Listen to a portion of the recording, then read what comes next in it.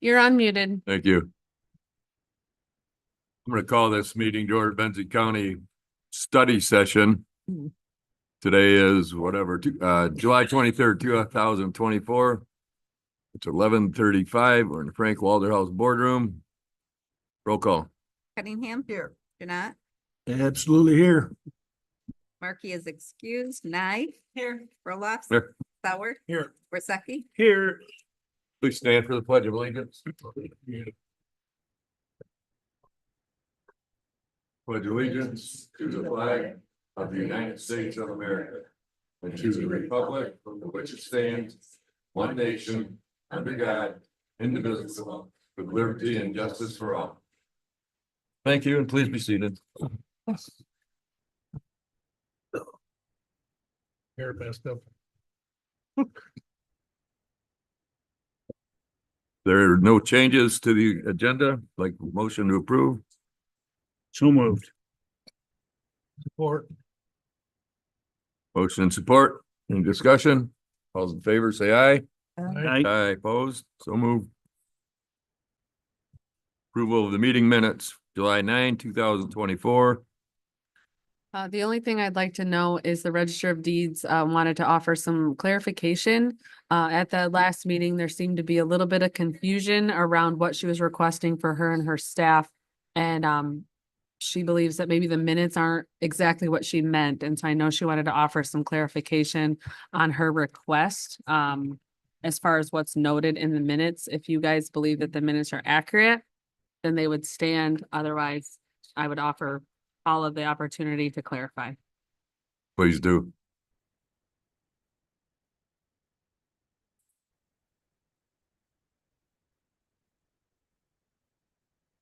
I just wanna correct the request where it says on my position from 8% to 5%, which includes the 3% cost of living.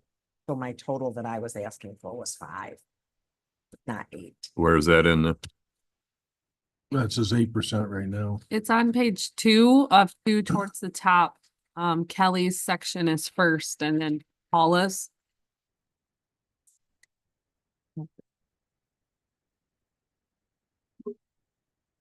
Jeanette would approve those minutes with that amendment.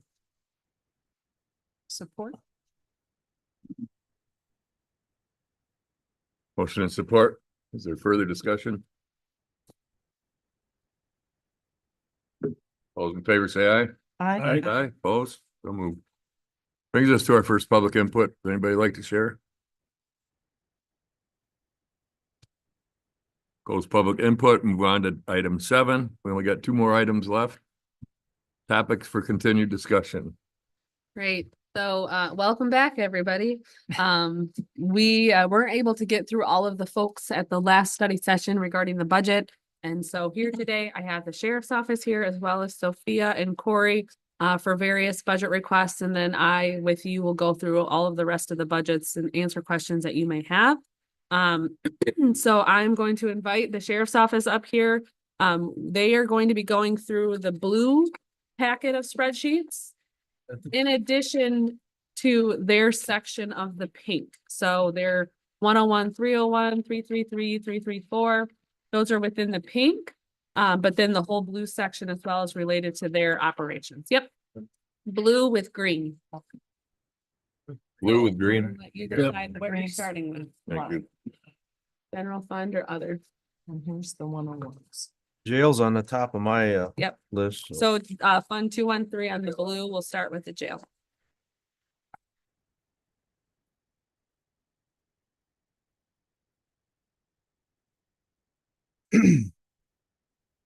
So as you know, we're asking for a millage increase to cover 2 additional corrections officers in the jail budget. We're currently at 1 above, but we found ways to continue that payment until this budget, the next go around. So that's really our significant increase in asking. And again, it's millage related and millage driven. So We'll see how that pans out, but, So this is presented as if the village were to pass in August. So that's how so where it says current real property tax revenue, that's based upon if an increase is approved. So just keep that in mind that after the August election, we may be coming back to you with changes just because we don't know what's gonna happen at the August election. I mean, either way, if you excluded it and it passed, you have to come back and yeah. wait, we're gonna see it again, so. Absolutely, you're gonna see it no matter what, because Potentially. nothing is in effect until it's in effect. And so right now, we put the numbers in there based on if it were to pass at the ballot box. Is there any questions on 213? The sheriff is accurate in the sense of the only thing outside of really the norm at this point is those additional staff persons and the items that go along with that, benefits, uniforms, those sorts of. Prisoner board reimbursements, 213,351. Seems like a significant increase. So that is, our housing. As you know, we house for Grand Traverse. And so we're anticipating that to continue. We kind of went back in our records to see what the trend was. I mean, as we speak today, we have 7 of their inmates, but that's not been the norm. So we're anticipating a little bit higher income from that money in for that. So how That's many why would the we- numbers. How many would we have to average from Traverse to hit that number? Oh. Off the top of your head. Good question. I think I have it written down somewhere.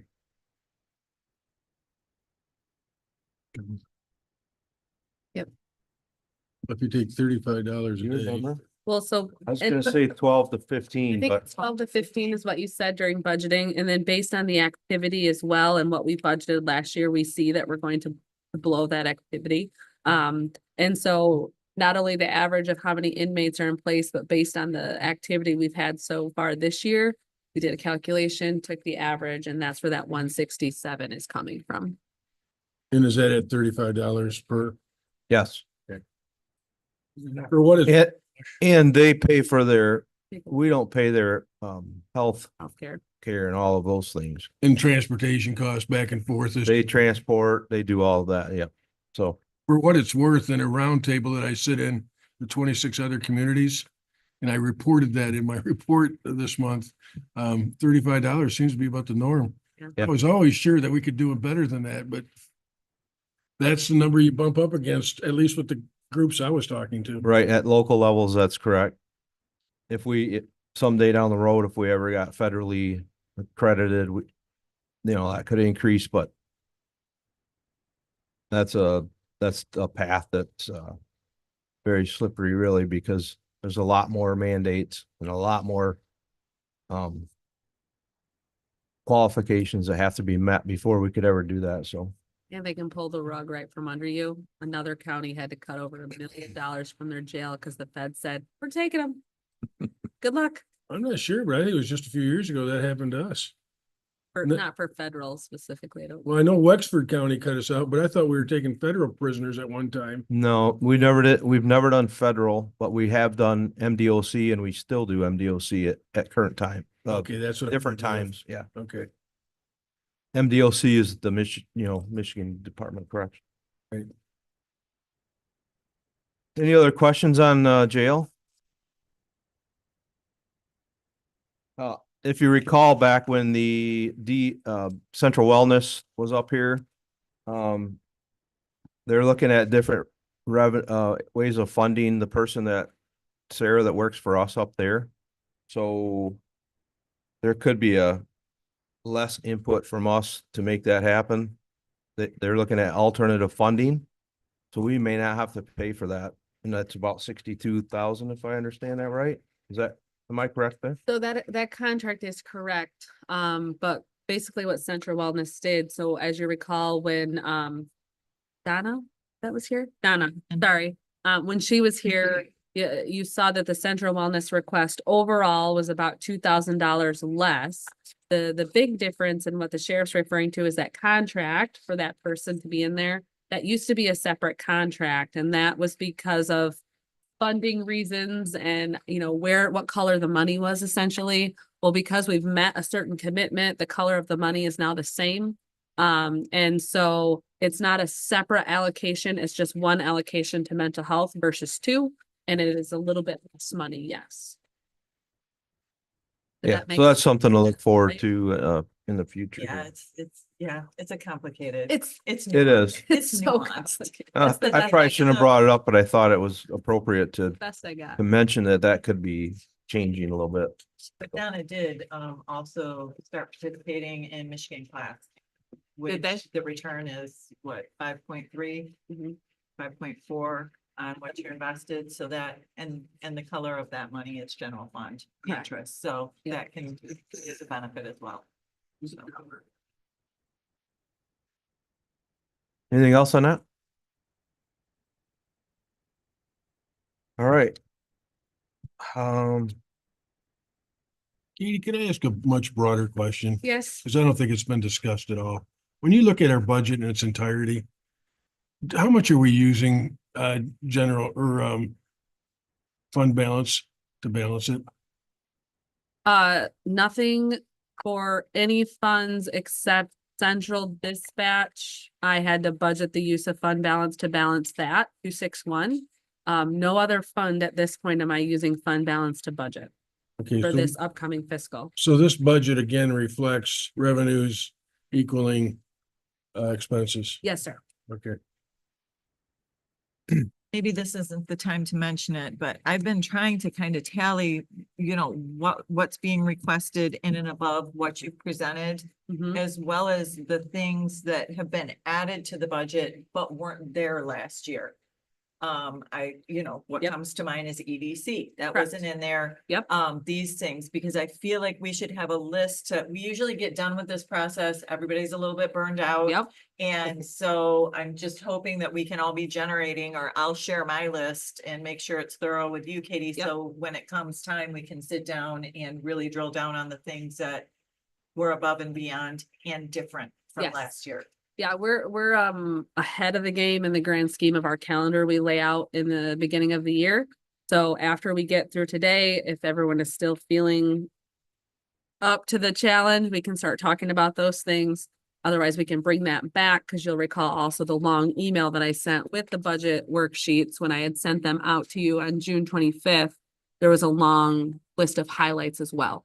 So yes, yeah, thank you. You know, I appreciate you doing that. I wouldn't have thought of doing that even, so appreciate it. I want your list.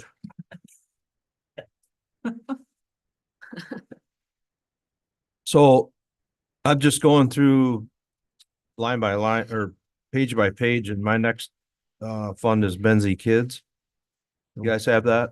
What number? 214 So when you flip jail, Second one today, it packet. should be the next. should be the one. very next Okay. packet, if you will. You have two blue packets. It's the second one. Okay, Very top of the second one. thank you. There, There you go, right there. Nope. Blue with green. They're blue packets. So I was looking off that one to begin with. I thought. Okay, I think you're good The now. very top. If that doesn't say Benzie Kids. Kids on it, it's the wrong one. says jail Yeah, operations. the other blue Wrong blue packet, the packet. second blue packet. Keep going. Keep going. Kids. Behind the pink. Underneath. Oh, this one, okay. Lot of paper. Thank you. What are you doing, Chucklehead? It's not me this time. There's really nothing in Benzie Kids that's, we periodically get people that want to donate to that, and we use it for kids programs, but nothing really has transpired in that. We just want to recognize what's left in there to be able to use it when needed. Any questions on that one? Nope. Do you usually use it for? We buy bike helmets. We've sponsored kids to go to camp. We've scouts or Odyssey of the Mind clubs, different things. Whatever, whoever comes in with a request, Almost scholarships.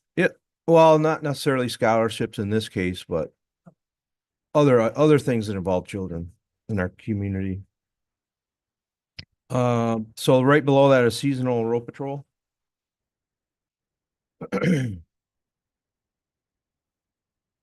And this is, pretty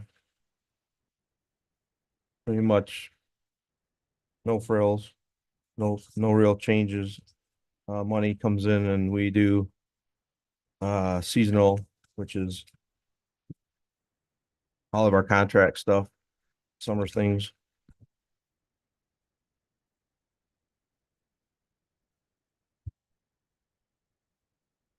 No exciting news in there. Next thing is snowmobile patrol. That's funded by Michigan DNR. And that's a fund that we apply for every year through a grant, and then they basically tell us what we're gonna get, and we take it and use it how we're supposed to, and we report back to them, and Is that a staff person or is that another seasonal? they're all seasonal. Snowmobile Marine are people that we hire just for the season, just for the part-time, mostly weekends and holidays, so. You'll notice And we there, utilize what we have there. we did budget the use of fund balance there, and that's in anticipation of purchasing a capital item, a trailer. So that's, we could take that off if we weren't buying the trailer. So in that one, it's kind of a special circumstance in utilizing fund balance for a capital need. An awful nice trailer. Yeah, I tried to do this last year, and Didn't work out. you wouldn't believe how hard it is to get someone to call you back about spending 10 or 12 grand on a trailer, but Mm-hmm. they are very expensive these days, even for a basic one, so. Right. That's what our hope is, to be able to have something that's very usable for our people to use efficiently. Marine Patrol's next on the list. That's the same scenario. In different years, we've gotten federal funds. I believe we approved for those this year. Federal, so we apply and then we don't get a choice of who's gonna give us that money. Sometimes it comes from federal banks, and sometimes, or entities, and sometimes it comes from the DNR. So we take that money, put it in our program, and utilize it as we have to, as we're supposed to, and report back to them with all of our stats as to how we used it and what we did with it. The major difference between the two is the match component. When it comes from one agency versus another, there's a match component.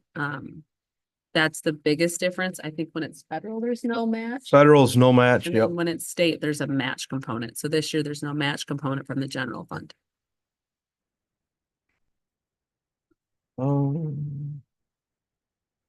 Any questions on that? Or if not, we're moving along to K-9.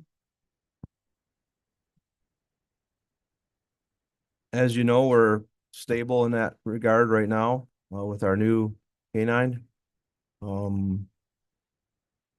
Knock on wood, everything's been going smoothly, no huge issues.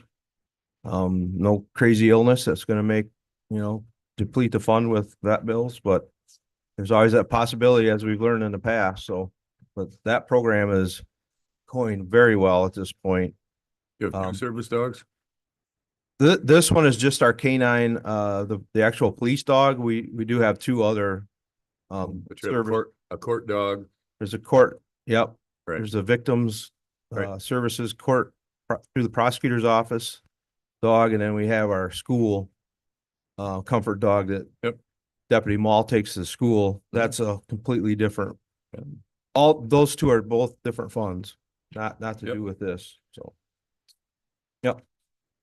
We're in the K-9 business a little bit. And it's all positive. It's great stuff. Who takes care of the court dog? Cody Castle. Cody does both of them. Yeah, and the funds come, So, yeah, he's the court dog. Suzanne Mall's the, Suzanne's got the other one, she's but got the school dog. one that you use, for victims in the court. the Or- one you use for checking out vehicles and. Right. That's our- Dumont. Okay. That's all our right. new K-9. Yep, that's, Dumont. That's a brand, He's a good puppy. thank you. yes, of course. Dive team, that's again, another fund that we just utilize what's in there to keep equipment for our one diver that's on the team. The mutual aid team, so. Is he also a deputy? He's deputy, yes, Is he a deputy in a car when he's not on a dive team? yes, Okay, yes, so he can forfeit his, if there's nothing going on and a dive team has to go out, he can go with it. And that vacates him from, correct. okay, We backfill or if there's enough people working, we continue as such, but. Yeah, all the people that are on our mutual aid teams are, that we agree upon to be on this team, these teams are at a moment's notice have to go wherever they're at in this world or in this state or whatever. Usually they're at home or out or working. And they have to immediately go because they're always emergent. I'm familiar. Yeah, sure. I don't want to spend too much time on this, but when I look at the budget for that, it seems to me, because you got other people coming in to assist us, right? Yes, Seems to me that we're not spending much money on this activity at all, it's given all the waterfront we deal with. quite potentially the biggest bang for the buck right there. When something happens, we get resources from all over the tip of the mitt. But we also go to them and help, so. Understood. That's but correct. We got one person and they could bring 6 in here, so. And that one person, I don't know if you remember this, but we got a 2% grant for the initial equipment for that one person. So we didn't even pay Tribal for that. That was a tribal grant? Yes, Yeah, okay. GT band. So all we're doing is trying to maintain it. At this point, we're okay there. Next year, I'll probably try to ask for a little bit to put in there to upgrade or update or keep up the maintenance on the equipment, but Can you- right now we're okay. Can you share with us how many different entities are cooperating in that? City, Traverse City, Grand Traverse I County? think there's 40, I think 45, no, rough number, 45 entities involved in that. Well, In our mutual aid, whether it's the SWAT team, the dive team, all these different things. Sure. Good. Yeah, so when we say the cavalry's coming, they're coming, Mhm. you know, And this is only, quite literally. I'm sorry, finish your thought, please. Finish your thought. I forgot. I forgot what I was gonna say, but it gets worse. This is really just for my information only, but you don't have salaries for that person in here because you don't try to break out the. no, they're just general road patrol. Yeah, They come out of the general fund, the road. but is there additional costs that we might occur, like travel or anything like that, that's not budgeted in here? No, that, it's covered in the general, whether it's, Okay. Daily expense. daily wages, It's just too hard vehicle. to break out. It's just, yeah, it's just a Okay. general, yeah, I've yep. already spent too much time on $1,200, so. yeah. Okay, so where are we at? MCO's training fund, Resource. or did I miss something? SRO. The big one. Oh, I did miss something. Sorry, my bad. 236. As you know, we have 2 school resource officers and it's millage driven. I will also note Oh. on this one, the anticipated levy is lower than the maximum one. And we do budget the use of fund balance because as you'll recall, when we changed the relationship regarding the school resource with the city of Frankfurt, they sent us a lump sum of money back to us because they hadn't utilized it, which went into our fund balance. And so this will be the last year where we're pulling from the fund balance to bring it down to that 25% and we're levying less. Next year, we could potentially be levying the maximum allowed because we won't be pulling from the fund balance to make up the difference because we'll be at that 25% fund balance roughly. Because we're anticipating doubling where we're at now, right? Because we're at 0.05, So last year we levied 0.55. 0550 or 0. And this year would be 0.13 and a maximum allowable is 0.1777. But is that necessary to double it from where we're at this year? If I pull much more from the fund balance, we'll be below the 20 to 25% fund balance that we strive to keep. I can, I definitely can, but then it would be below that 25%, which is our policy we strive to be at.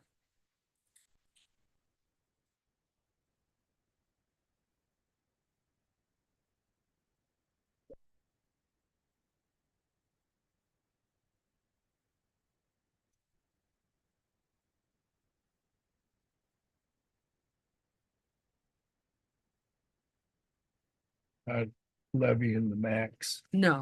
we want, That's always. we want to remain stable in there too. The other thing too, that kind of throws it off the whack is there's a car due for replacement, and so that's factored in this year as well.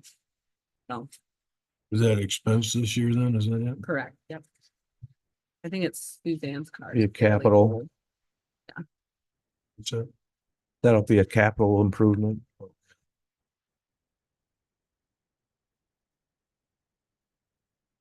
Yeah, we've been at this so our program's reaching its 5-year mark. The SRO when we started the original millage, so And the here we are, SROs 5 years out. The SROs go on road patrol during the summer. They're covering shifts on road patrol. Yes. And they're very grateful to get back to school. I was told 51 days left before they're back in school. Part of what we talked about when we turned this over to the county is that it made it more desirable to the community because we were gonna do summer programs. Which and they've things been like doing. that. They've been Yeah. doing that. Oh, yeah, Yeah, Okay, good. yeah.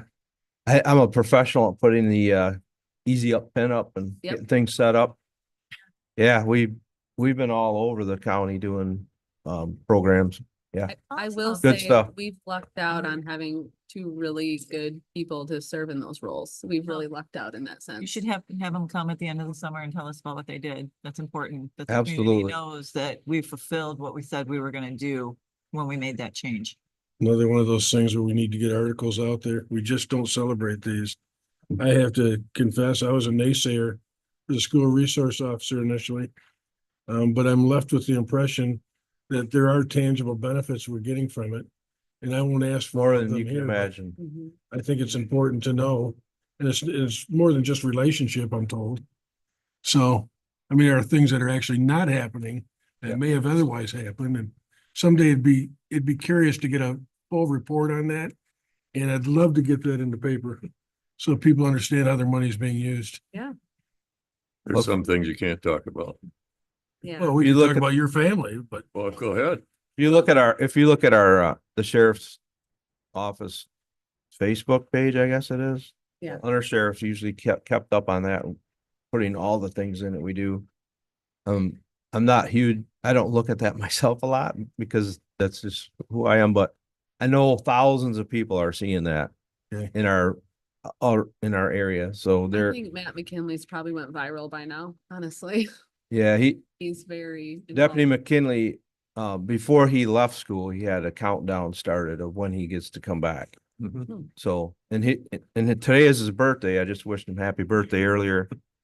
But I guarantee you, if I call him, if I text him right now and ask him how many days, he'll tell me. Yep. How many days till he goes He back. to was the school. one that said 51 days. So that's the kind of people we have in those positions Yeah. and, No, they're. and it's, Still a food pantry it at the school. shows. I mean. Yep. He's done that back, more than like, once. Yeah. he has a food Clothes pantry. and- They have a clothing, thing going. I think he's the one who lined up the free haircuts at Homestead Hills when the kids had like kindergarten roundup and stuff. In an open house at the school, he Yep. was able to line up free haircuts for kids. We filled the school bus that night at the School bus. Homestead Hills with, Yeah, donated items. So. he's very much, he's like the model of what you want school resource officers to be, him and Suzanne. And They do a great Suzanne job. does a very good job too. There's a lot of the same things going on in Frankfurt, area as well. They have food pantry and all those things as well. so I'm not on social networks, so I don't get the benefit of seeing those kinds of things. But, and I think everything you just described is terrific. But the things that I'm looking for are, how many incidences that could have been physical at the school didn't happen? How many, deterrents were there for drugs as a result of having that presence at the school? And I realize some of that deterrent is the relationship the officers built with them, so people are comfortable in coming to talk to them. But, you know, I mean, maybe I'm being too, uh, those are the tangibles I look for. I think the rest of it's great, but those are the things that I want to see my tax dollars go towards, is protecting those people that are at the school. The way I can see you getting a number on that is if you have a base before the resource officer was there. You know, what were the incidents prior to that? Because it's sure. hard to report things that don't happen. Yeah, I see the Benzie bus doing that, reporting the decline in drunk driving arrests. Correct. It Right. must have been based So, on yeah. data you provided. So you could Yep. provide that. That would be, Yeah, there'd be something to judge it by. And I'm not trying to make it cumbersome, you know, right. I'm just, even if we just said from this date forward. Because I think that people who have students into school probably understand there's a reduction. Oh, I'm only guessing. for sure. All right, I would guess maybe Amy and Jeff might have some of that high level data. I mean, they seem like the type to kind of track that stuff. just Maybe, one person's opinion, that's all. yeah. It is. Yeah, I can't say enough good about the SRO program, so. And I fully agree with that. That is the greatest prevention. You're gonna spend That's money what I somewhere, that's retired out the of, place. and I know the difference between the two. Not arming teachers and stuff, but having your SRO. Yeah. M. Cole's training fund?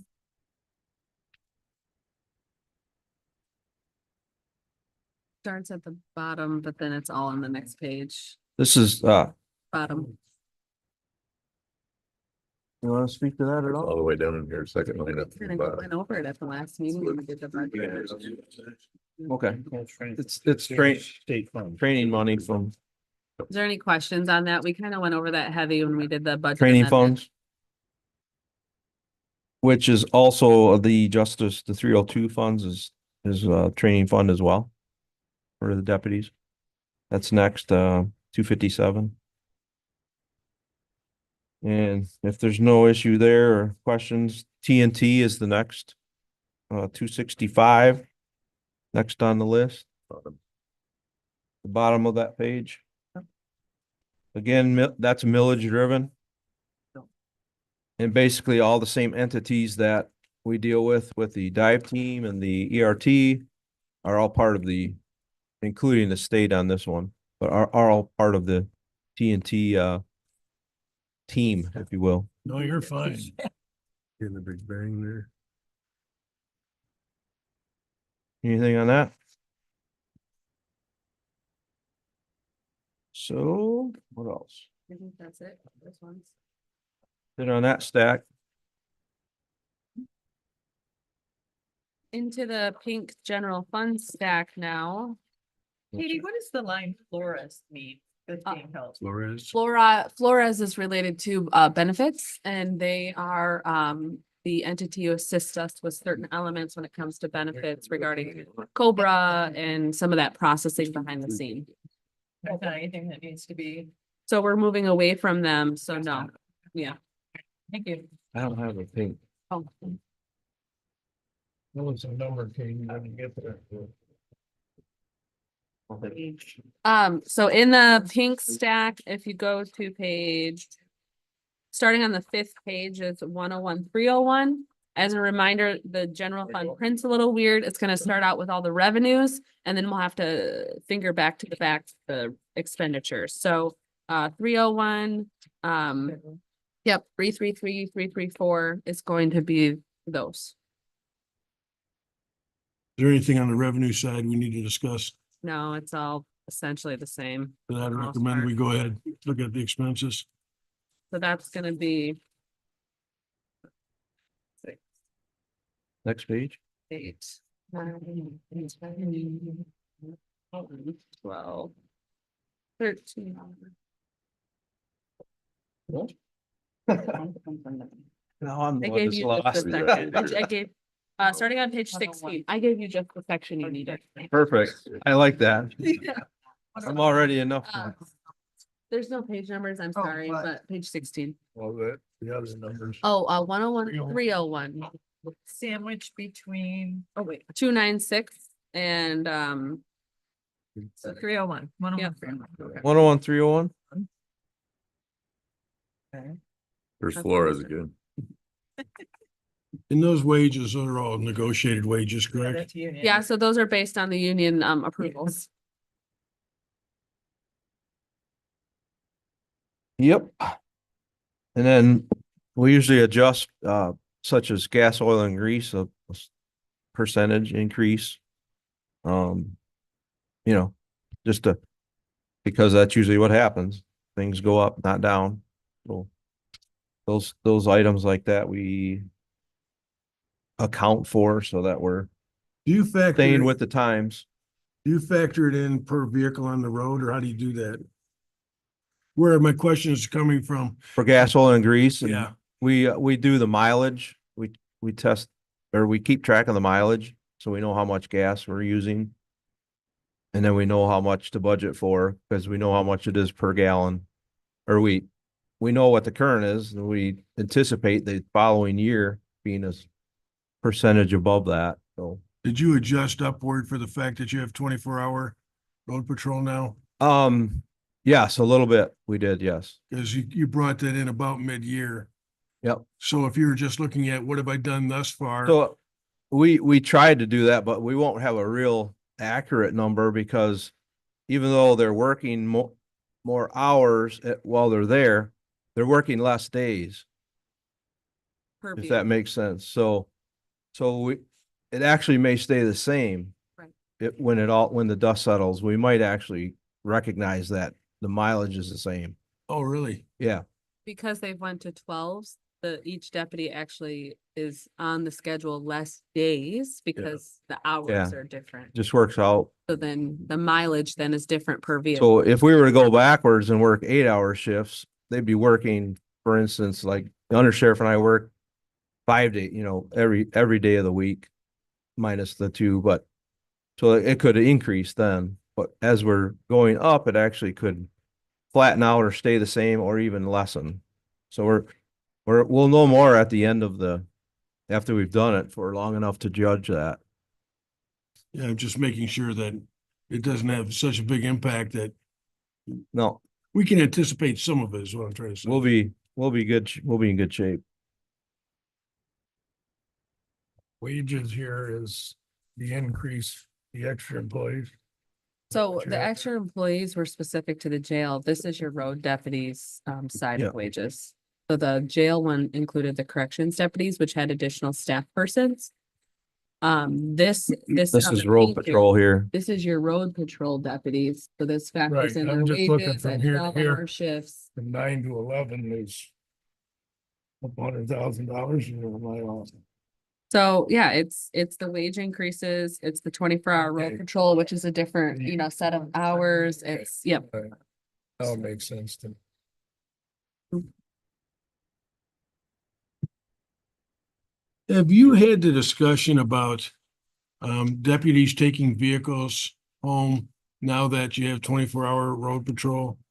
And is there any advantage to We're them working, not taking it home? we're working on Katie and I have been working together along with Matt from Cole Stoker Toski to come up with a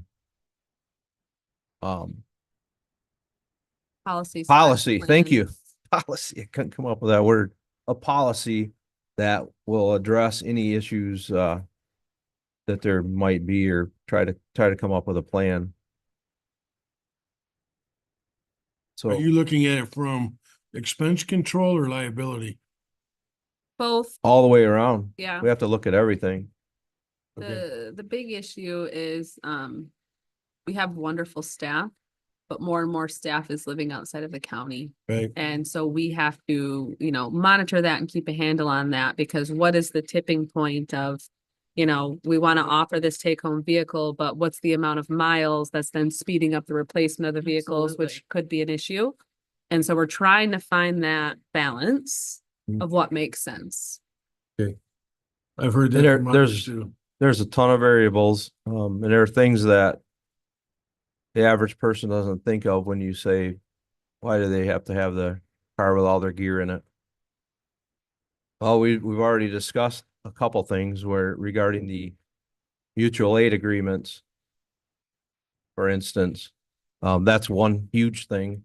And, because we've got all this talent in our county, I, as a smaller agency, have per capita more people in those roles than others. If you really look at it that way, so. There's just a whole lot of, things to consider. The number one thing we want to consider is officer safety and safety of our residents, so keeping that in mind as we move forward, but we are looking at solutions, long-term solutions to that problem. Be very clear. I don't want anything done that jeopardizes safety. I appreciate that.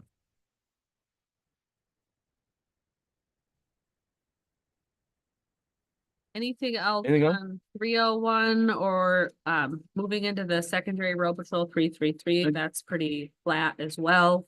There's really no changes there. What I wanted to ask you was the retirement county share. Which Why is one? that such a big jump? I do You have circling back?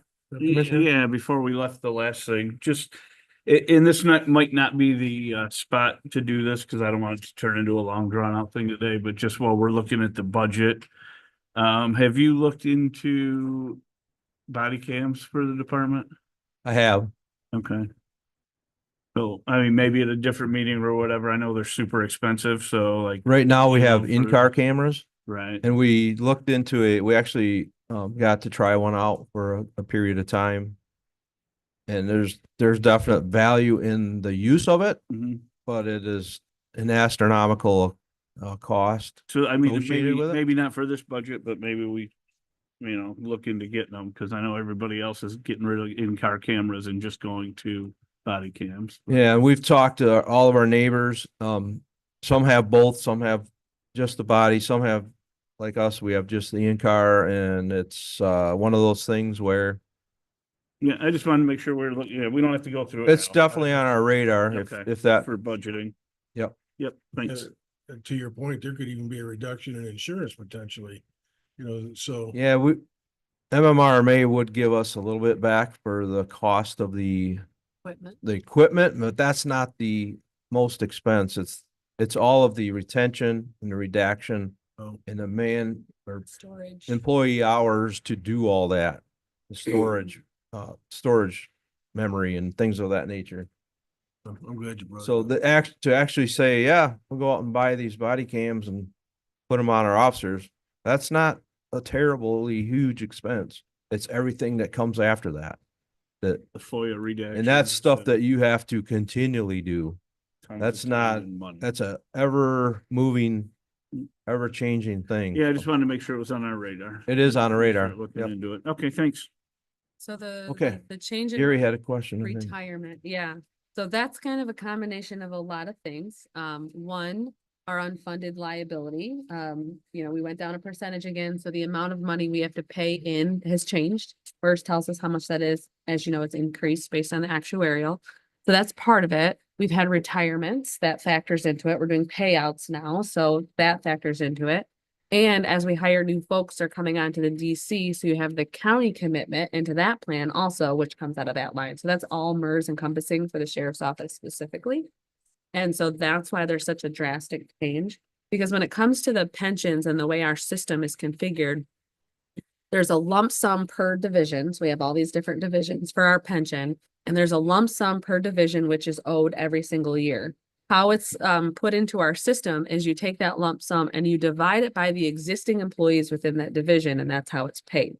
So as these divisions, the active employees continue to shrink, that dollar amount grows per active employee because it's shrinking and we're paying out. So we're kind of flipping, eventually we'll get to a point where there's no active employees in those divisions, and we're going to have to pay MERS differently because it won't be tied to a person anymore because there's no active people in those positions. They're all retired.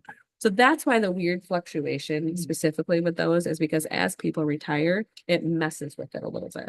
So does that mean in the future, we can see that continue to climb? Till we Potentially, get to the DC part? potentially, yes. So Katie, with the change we made from defined benefit to defined contribution, we knew there was gonna be a double down area where it was gonna get worse before it got better. Yes. Do you have like a diagram or a forecast of what this looks like when it starts, when we're over the hump? That we knew we would eventually get to? I mean, there has to be a number of people based on whose people's beneficiaries are. And when we can project how the pool is gonna get smaller and we'll finally. So that, I mean, that's hard. It's a With weird this thing to all say fake because you're numbers, Talking about, yeah. people dying. Right, Um, right. Gaylord talks about that, not Does he? me. Okay. So that is a hard one because there's so many things that go into that. There, you know, what's the investment world look like? What are rate of returns? What are the multipliers that were guaranteed? When did they retire? Are they healthy? Are they not healthy? You know, are their spouses healthy? What have you? So that's a really hard one. Because when we get to a point where everybody's, you know, no longer active, they're all drawing at that point, we're going to start seeing the change drastically. Right now, we're still in this, we're almost still at a 50-50 split, really, as far as who's DC and who's DB at the county. Projecting, it's going to be a little bit yet. Well, and this is kind of a morbid question, but I'm gonna ask it anyway, because I wanna know. People are living longer, if that's what you want to know. No, I know that. Is So- this your dark side? Yeah, this is the dark side. When an employee who has a defined benefit dies, Correct. do we have any situation where that payout dies with them, or has everyone, for the most part, elected to where that benefit goes to family members at a reduced amount? Isn't that an option? So yeah, there's various options. When somebody retires, they can choose what happens. MERS always very strongly recommends beneficiaries, but I don't think you have to select a beneficiary. But it just depends. So like we had a situation and I don't remember, and I won't even say the names, where the retiree, the plan that they chose when they died, their wife got nothing and she didn't know that. And we had to work through that. So my question is if for our crystal Because ball. he didn't select the right, he That didn't, was a bad day. he didn't select the plan that would allow her to then keep Oh, collecting okay. after he died. And so when he passed, his money essentially went back to us. Gotcha. So Mhm. how many, do we have a crystal ball of how many beneficiaries are, say, children? Who will be paying out for an extremely long time? Is there any way to know what that forecast looks like? I mean, I could go into the system and see who everyone has selected as their beneficiaries, but I mean, they could be sick children, they could be healthy children, they could be got in a car accident and die. Someone could forget That's to true, change a but statistically, beneficiary. You're more likely to be paying out longer if your beneficiary is a child. Correct. Yeah. Yes. Yeah. Not, and typically you pick two, well, you can pick two beneficiaries. So you have a primary and a secondary. Typically, people will choose their spouse and then a child, you know, as secondary. If that child's under 18, then it's held till they're 18. There's a whole thing Okay, that goes and all behind right, let that. me just ask one more question, then we'll move on. Yeah. Shoot me dirty looks. So if the primary, if the employee dies and it goes to the primary. And there's a primary and a secondary, when the primary dies, that benefit doesn't go to the secondary, right? Correct. It passes with the primary. That's my understanding. Yes, there's no plan option to then extend it another time. Okay, thank you. Well, regardless of how quickly Evan wants to move through this, we, it seemed to me that when we were having this discussion, there was somewhere in the 15 to 18 year time frame we were told before we'd really start seeing the benefit. Yeah, well, Yeah. in 18 years, we were told our MERS would be fully funded. Because that's when they anticipate, I think everybody's retired.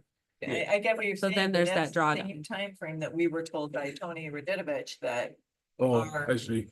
So we he- would be fully funded. Yeah, he's saying in that if you follow their smoothing effect, Yeah, will be funded in 18 years, but it's all dependent on the market. And of course, 18 started over again this year when we went down a percentage.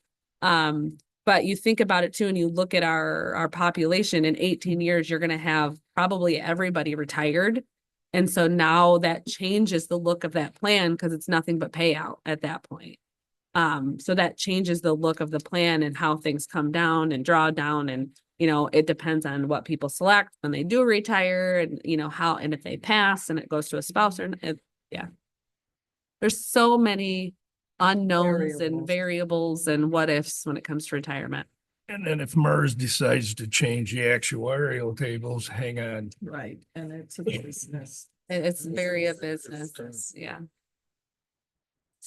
Anyways, so Profit. that's part of that issue. Seemed like the health department took a long time. They're finally where they're seeing the realization of this. Yeah, weren't they early nineties? Mhm. Because they started right after they split. Yeah, they were one of the first to Yeah. close the It's been DB. in a long time that they went to a C plan. Takes time. Mhm. You got time. That's the moral of the story. You got lots of time yet, probably. All right, so moving into secondary road patrol and then zero tolerance bailiffs. I don't think there was any changes in secondary. So we could probably move to the bailiffs, which I know all of you are intrigued to hear about because you really enjoy that. That whole idea, service. I can't think of the words. Zero tolerance. Where are you at? 334. Hmm. Because it was a new endeavor funded. Bailiffs, there we go. Whew. Yeah, very, very successful program so far. Yep. I think building wide, county-wide agrees, we can agree on that. I agree.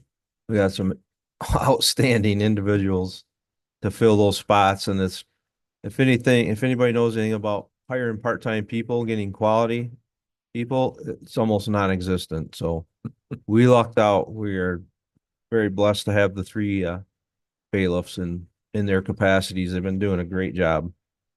And to continue that program is paramount, I believe. And you'll see too that there is a little bit of an increase, but that's because, I mean, we're just coming into the 2.5 year of having this whole endeavor in place.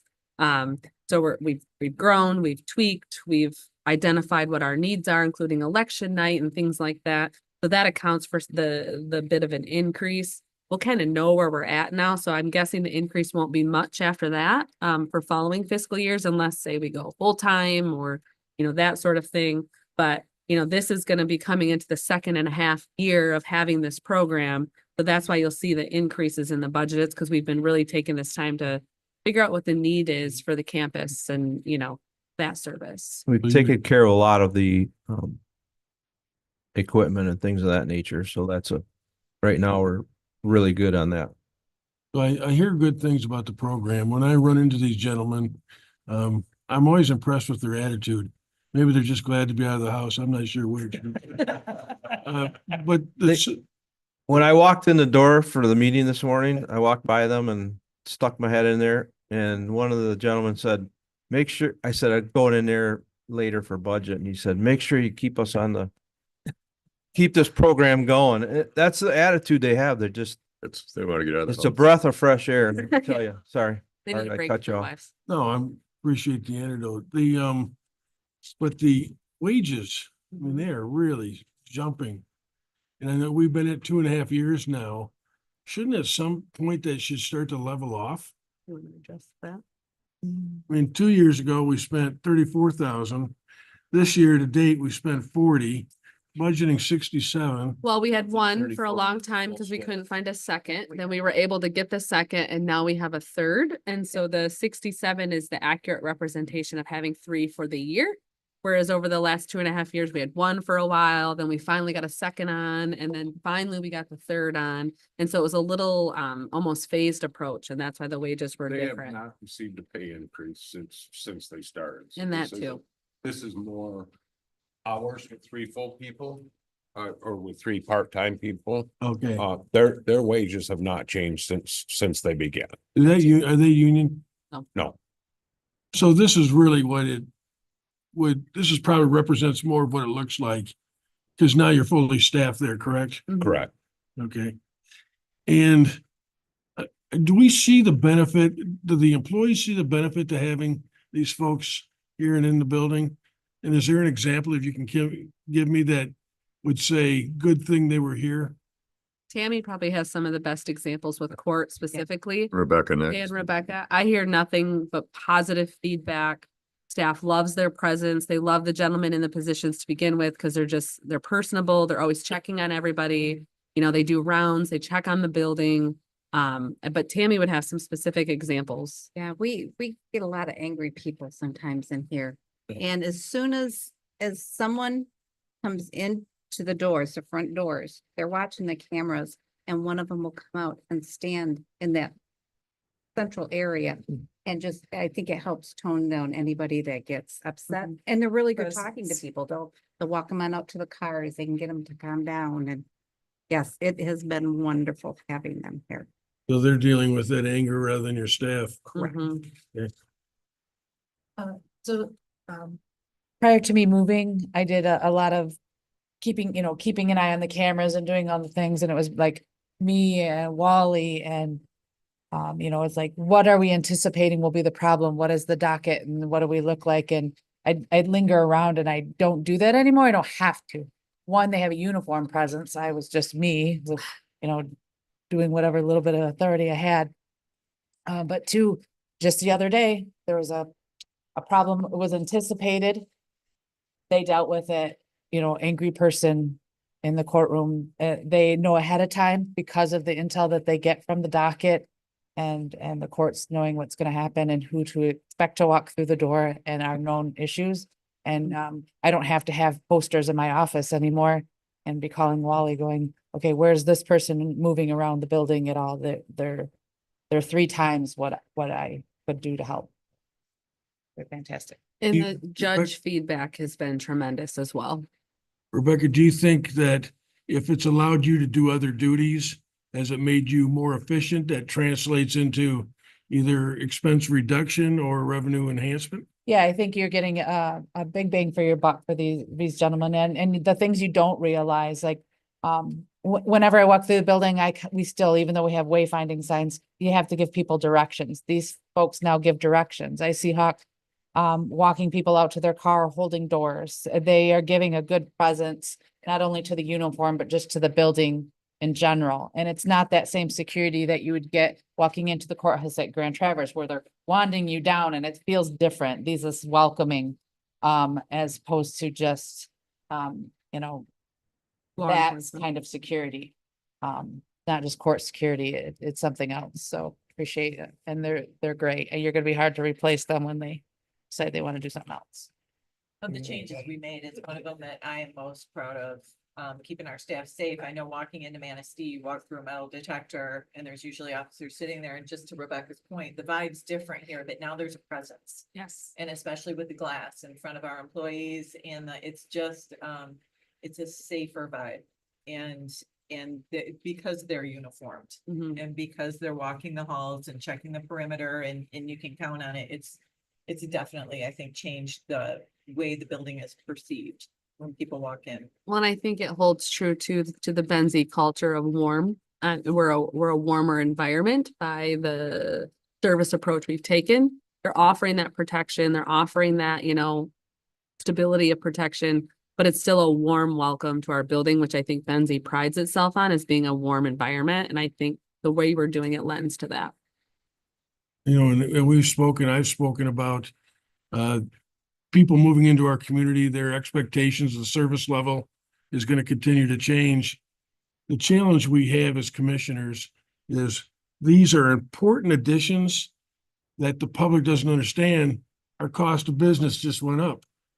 And I don't know how you convey that, but most people sitting at home paying taxes, they don't know that we've got 3 part-time bailiffs that are not only for the courtroom, but also for the safety of the campus, as well as hopefully making people coming in here feel more comfortable too. Because if you got some rabble rouser over here, I'm coming in just trying to get to the recorder's office. I like that. Rabble rouser. Maybe they'll watch this on YouTube later on, who knows Yeah. how many people watch it outside of the actual meeting I time. think we're over 100 views on some of our meetings, just saying. That's a big number. Okay. Oh, Benzie. Well, yeah, Most viral. anyway, that continues to be the message is how do we show people in the community, this is how we're using your dollars Yes. appropriately? Because 99.9% of them don't know. Mhm. except for the 100 that I just can. The rabble rouser. Who wants to come in? You're gonna use that word now. I like it. That expression. Never heard it. Oh, come on. You've never heard. Anything else on bailiffs? No. I think Let's that's, keep going. I think that's everything. That's all I for have, the I think. Sheriff's Office. Is there any questions regarding any No, of the thank Sheriff's you. Office funds? Everything good? Anything? Nothing is being requested out of the ordinary or outside of what we've already approved and talked about at past meetings. Okay, well, it was mentioned at a prior meeting that our undersheriff now is being outpaced salary wise by some of the people he oversees. So Yes. that is a disproportionate. It was brought up, and so to pass over it, is that something that it's budgeting time? Is that Mhm. something we should look at? Or are there things like that we should look at? Yeah, let me pull up the spreadsheet that was sent out to all of you with the elected official wages. So as you recall, chief deputies and the undersheriff are pseudo elected officials. And so originally when we were approaching the reclassifications and the pay scales, we were looking at potentially putting them onto those scales. And legal counsel said, wait, no, you can't do that. Because they're pseudo elected officials, that same methodology of once the salary is there, it can't be reduced midterm. So when you approach this, we can't approach it based on that step scale. We really look at these at face value and comparables around, who our comparables are. So based on the spreadsheet that I sent out to all of you that had all the elected officials and their chief deputies listed, and I'll give both actually. So for the sheriff's purposes, the Benzie County is considered just above the lowest. So the lowest wage of our comparables, just over 69,000. The average is 84. The highest is 101. We're at 72. For the undersheriff, the lowest is 69,648. Our undersheriff is at 69,908. The average is 76 and the highest is 94. So those are the numbers based on the comparables. But there are officers that are undersheriff overseas. Correct. That are making more, and there's probably not a way to correct that without changing the makeup of the whole.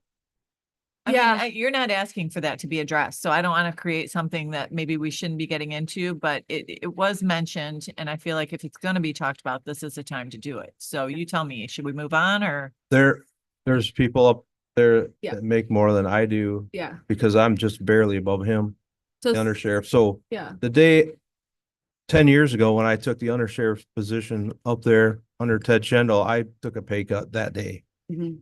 It's just the way it is. So some of that. I'm not saying it's right. I'm just Yeah. saying all they have to do is work a little bit of overtime, and we have jail people on both sides of the house that are making way more than we are.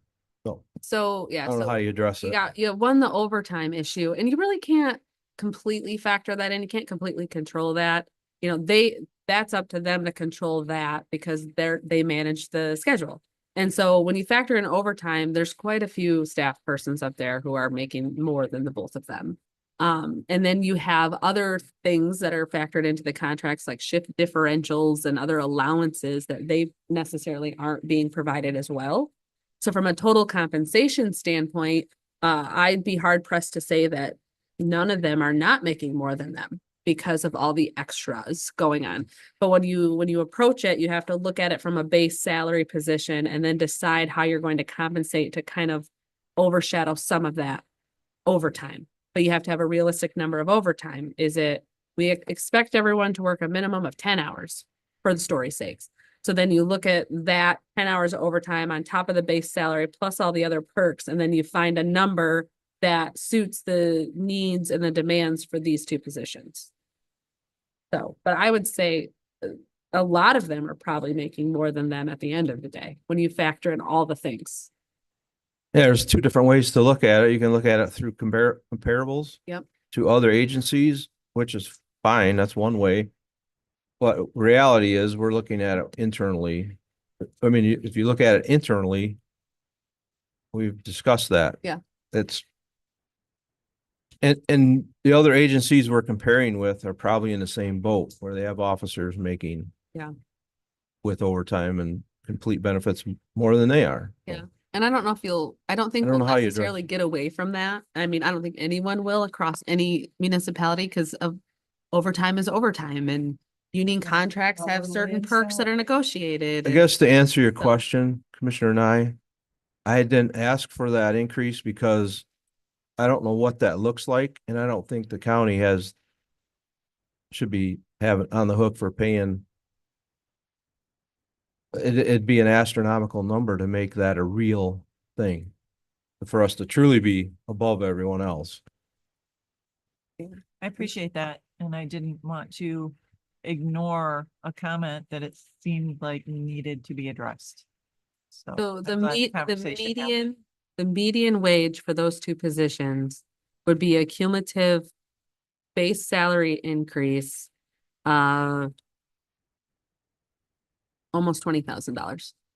And that would put them both at median Piece of. total for the two Well, you know positions. what? Maybe incrementally we should be working. What I'd like to do is see what the budget looks like when we Yeah. get through all of these discussions.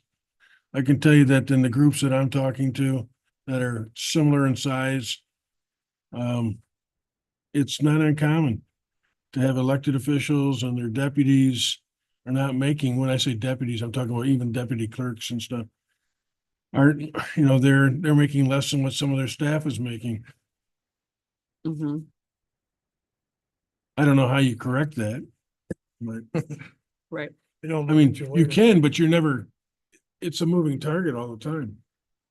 It's a hard one. That's why wages are talked about, I think, every fiscal year in every municipality.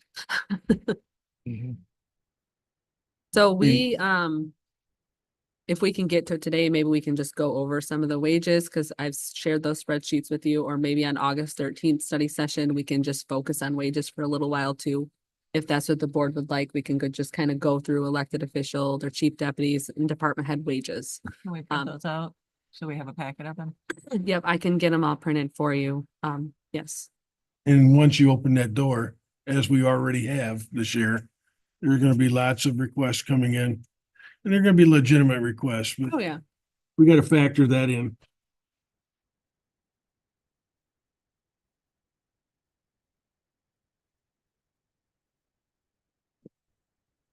Thank you for your time. All right, Are thank we- you. Moving on to the next. Yeah, I figured it. Thank you. Oh, thank you, guys. Item 70s on. Well, I don't know if we're done with the general one. I don't think we're done with general fund. I'm pretty sure that's Stuff in there somewhere. All right. So moving on from the sheriff's office, I'm gonna, before we get back into the general fund, I'm gonna have Corey Ellis come up to answer any questions regarding the email he sent to all of you last week regarding a request he also has regarding wages. If you want to talk about it now, or if you want to save it for the August 13th meeting, because it sounds like we may be talking wages on August 13th. But I'll let him address his email that was sent, and then we'll move back into the general fund, and I'll have Sophia come up as well. Was there any questions or follow-up regarding Corey's email that was sent last week? I told you I didn't read any emails last week. I Where can did just that quickly go? summarize it. I think it kind of goes in line with what you all were just talking about a few minutes ago. I think we all recognize that as we strive to reach this point, which is what I had mentioned in my request here, was to be, above the median but below the highest, to be competitive, to have a fair wage. That's what this is talking about. And that's what you guys were all just talking about as well. So it was just a request from me to have that in consideration, and it sounds like that's something that will be discussed at a later date. More than happy to answer any questions at any time about it. That your request professional. I appreciate you submitting supporting reasons why you feel that it's warranted. It was a very well done professional way to approach your request. Thank you. I appreciate that. And I do, I guess I'll address too, I don't know if anybody's thinking about it, but why wasn't this included in the original budget? I already talked to my budget, right? Why wasn't this in there? I didn't have all the facts. I didn't have all the info back to bring to you, and I had no comfort in shooting in the dark to take a guess. I would rather just leave it alone, and it came in a few days later. So I decided I'll just ask. We'll have that conversation, but there's no, that's why it's late, I guess. It's a. And I kind of took the same approach too as to what everyone was talking about on that. It's a two-sided or two-page thing. It's that comparables. I tried to include what was our approved comparables to have the same conversation across the board, but then also maybe some regional ones that made sense. There's a regional one not on here because it doesn't make sense. Doesn't have value. If there's no questions, I'll just leave it at that. Perfect.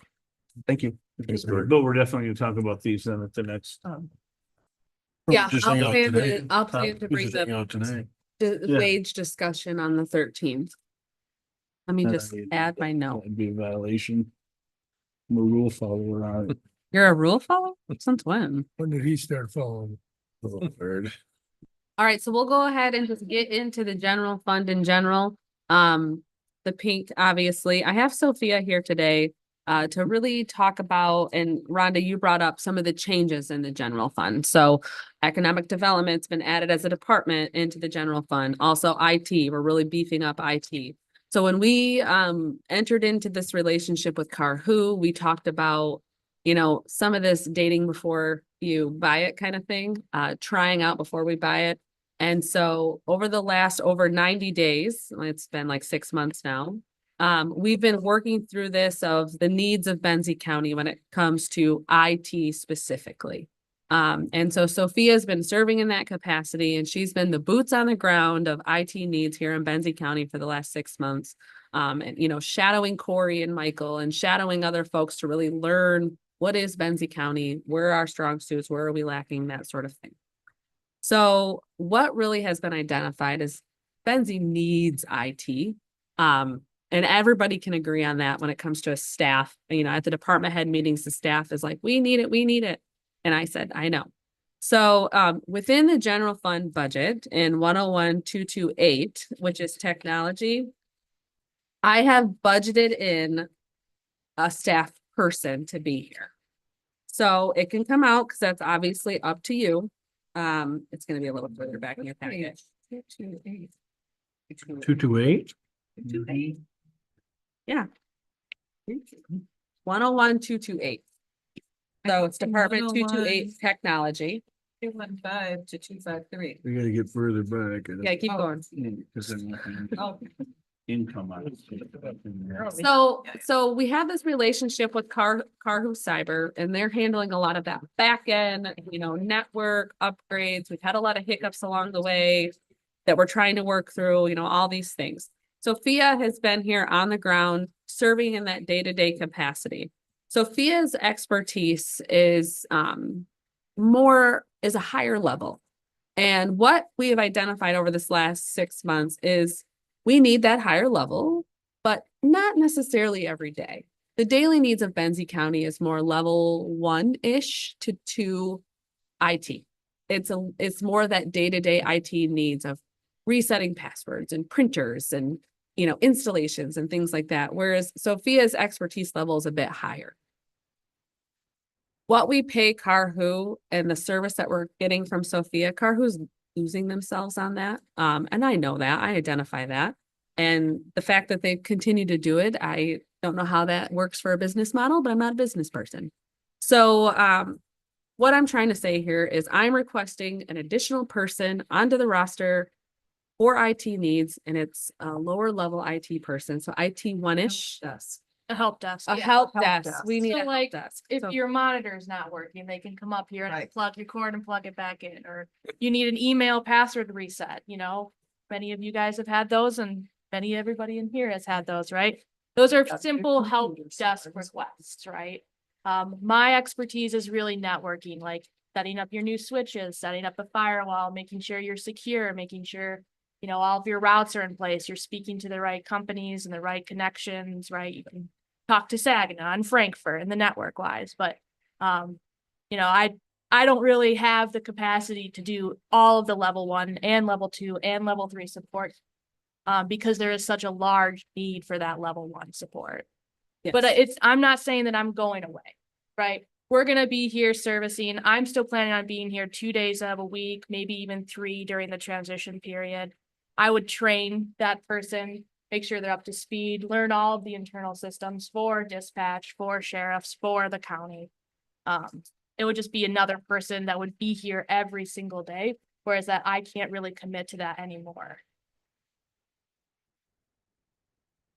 So are there any questions about that? Rhonda has questions. I can see there's processing. So So you're staying under the umbrella of Karu. correct.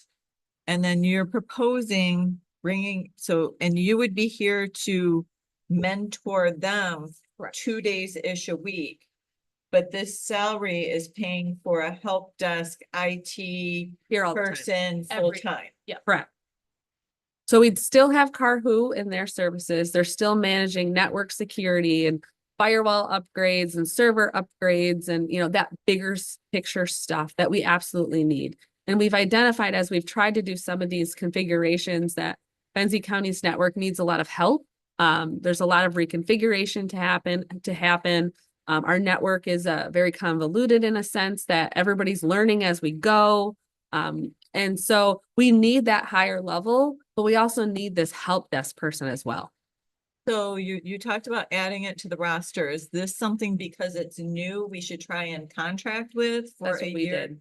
So you feel like that's what we did, but we're gonna get a different person. And will that person indefinitely be able to be busy full-time? You know, Absolutely. once we figure out how to do this, That is not a problem. it's not a problem. So in the 90 days that I've worked here, I've closed and worked on over 130 tickets for just Benzie County, which is quite a lot. And those range. I helped her this morning. But it's also those requests that aren't being tracked as tickets, right? It's people that walk into my office with their computer and say, I don't know why this Wi-Fi isn't working. I've been there. Right. Everybody has been there, right? But yeah, absolutely, there will be no problem with that amount of work for full time. So this person would be technology, but more level 1 help desk. So they're handling that day-to-day stuff. They'll also be handling the phone system as well, which is tied to the network. And so not only would they be handling the computers, but also the phones because they're all tied together. Sophia hasn't even really dabbled into the phones yet because she's so tied up on the computer side of it that Rose and Rebecca are still managing a lot of the phone systems from the background. And so this person ideally would take the phones also off Rose and Rebecca's plate in addition to the computer side of the spectrum. So it's just that waiting game, you know, when you go the contracted route, you forego employee costs. Yep. You forego retirement. Yep. You forego that kind of thing. So have you like weighed this out and decided that the full rostered employee with all those things that come with it is more desirable? Yeah, so what we're looking at when we call it a help desk level position, those are more entry level positions. So we're looking at somebody that with a full family benefits is still less than we're paying Carhu right now. So we're looking at like a $50,000 to $55,000 salary. 9 times out of 10, these entry level IT people are single. There's not a full family plan to provide for. And so the cost in the grand scheme of it isn't terrible. Health benefits and everything else that Benzie offers, because we're very generous. It's still competitive. It will be competitive. The total compensation is still lower than continuing to contract with Carhu. And the benefit of having that person 5 days a week outweighs it all in the eyes of 90% of our staff. You know, Carhu in a sense has been doing us a favor and having her here 5 days a week at the cost we're paying for her level of expertise. And that favor, like I said, it's a bad business model in a sense. They said it's working for them. I don't know why you're trying to ruin it. Well, I have to start cutting my hours down here, unfortunately. So we're contracted with other counties in the state. So I have to start traveling and doing work other places, which is Fair enough. right? Yeah. So, but I don't want to leave Benzie alone. That's how I feel, right? That's why I'm continuing to be here every single day because there's so much work here that needs to be done. And I want to be able to feel comfortable saying, okay, no, this person's there, they've got it. Like, I'm not worried about the people that work here. So I acknowledge that you need a help desk. I've seen that over the last 30+ years. As it was being introduced, the value to it. I mean, you'll have some people that'll really, all they need is reboot, but they don't know how to do that. Or to Mhm. turn it on and off, or, I mean, I understand all of the simple things that people will ask of you that's well below what your talent is. But having one person to do that, what do you do when people are sick and they're on vacation and personal cover. days? Huh? We would cover it. They would still cover remotely. Yep. Carhu would still cover remotely outside of, those normal business hours that person would be here. If that person was sick, they're covering. I would They come all on site. receive the help ticket. So when somebody submits a help ticket, they all get it. But that person would be the primary focus to handle those things. And then when the need arises, we would fall back on Carhu for that assistance. Yeah, let's be honest, a lot of these people I'm talking about wouldn't even know how to do the help ticket. So Everyone's pretty good actually about the Right. help ticket. They've learned that. They've done Yeah. a really good job actually in putting a support request in, or I'll ask them, say like, hey, can you just email a support, and they'll do that right away. Yeah, people are pretty good about And that. that's not, just to finish the thought, that's not even a criticism. This is the reality of it. Yes. But Absolutely. have we talked to other entities or agencies that probably have a similar need that we could do some cost sharing or even have two people for the whole county? So it's not realistic, one. We need a person. We can't share them. That's where we're at in this. Carhu's been on board since December. She's been here, over 90 days. Realistically, Benzie needs that person to themselves. I did reach out to the health department and other agencies, and the moral of the story is because all of our systems and networks are so different and the needs are so different. It's unrealistic to expect somebody to learn multiple networks. Just Benzie County specifically, they're having to learn multiple networks because our network here in the courthouse is different than the network up the hill. And so it's very convoluted. And then, somehow animal control ties into Control is that, on and a that's a little completely different different yet then. And, and so the people here are already having to learn a few networks, and then to add on additional networks and say the health department, which has, health related items in there and HIPAA, that's just getting a little wild. I think Central Wellness just themselves has at least 3 now. So, I mean, to share this person, I don't think is realistic. Well, Tim told us I'm sorry. I agree with her on that. Tim told us just a few months ago that he thought an organization this size needed 2 to 3 people. Right. Absolutely. So we're trying to approach it with a full-time person with Carhu serving a few days a week and serving as backup. And we'll see where it goes from there. But I think at this point, this is what we can afford. This is the best approach that we can afford as a county. So does the reduction in need from Karu offset any of the costs that this new IT person will be, or is this just in addition to the budget? So we're paying Carhu for their support specifically, and then separately for Sophia's time. So because Sophia's time is going to be less, that would be a change there, and then we'd have this staff person. We pay hourly when we're calling on her. Pay a monthly amount. Okay, I could like a pull it. retainer of some sort. Yeah, Yeah. let me tell you. I think we're very pleased from what I know with Carhu and the services that they are giving. I don't think we should shortchange we need a help desk here. Absolutely. And that would, like was said here in the room, your expertise, it is a waste to have you spending your hours and your time when you could be working on a very important function for the county, which is our cybersecurity. And I have witnessed that, you guys catching things, and you're also doing a great job at educating the staff. We're finally using tickets. That was the problem that we had 6 months ago when the Yes. other person was in there. That was It one of the big pushes to get. So inundated, so we need that support. That person is there. There's many positions that we have in this, on this campus itself, that it's, until the person is needed, it looks like, oh, well, they're just kind of waiting around for them to do their job. Mhm. But a lot of us are in that category, and you guys are educating. Your help desk is going to do that. It'll level out a little bit with that. Absolutely. But it's a very liquid industry. It's always changing. So that person, that help desk is well worth the investment Mhm. for getting business done and using talent Mhm. at our best capacity. Do you have And an amount on that, Katie? You want me to pull up the contract? Cause I have it. in- I was saying, I'm, so- for the little list that I'm compiling, it would be nice to know what that 60 grand was gonna be offset by. so right now we are paying roughly 75 to 7,800 a month Okay. to Carhu. And then all of the other IT related expenses we pay for as well.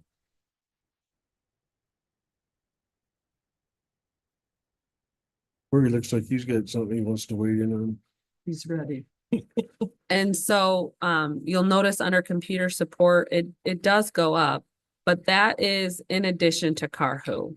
So out of that line, there's Carhu services, which includes Sophia, but then we have to pay Microsoft Office. We have to pay Sentinel One, which is whatever that is. That's in that 7,500 to 8,000? No, so Okay. that is, so when you're looking at the pink sheets and you'll see this year we have 116 and we're going to 130. That is accounting for, we have a lot of other licenses that we're paying directly for. So that also comes out of that line. So I didn't want you to think, oh gosh, that's just Carhu. That's other licensing as well for the various, Microsoft has went to subscription based so that, we can't just buy a license and walk away anymore. Got to pay for that monthly. So let me ask, before I let you go, having computer engineer kids and gamers and stuff, is there somebody on your radar that's a good fit for this? I don't have anyone on my radar currently, no. My focus has been primarily getting your network.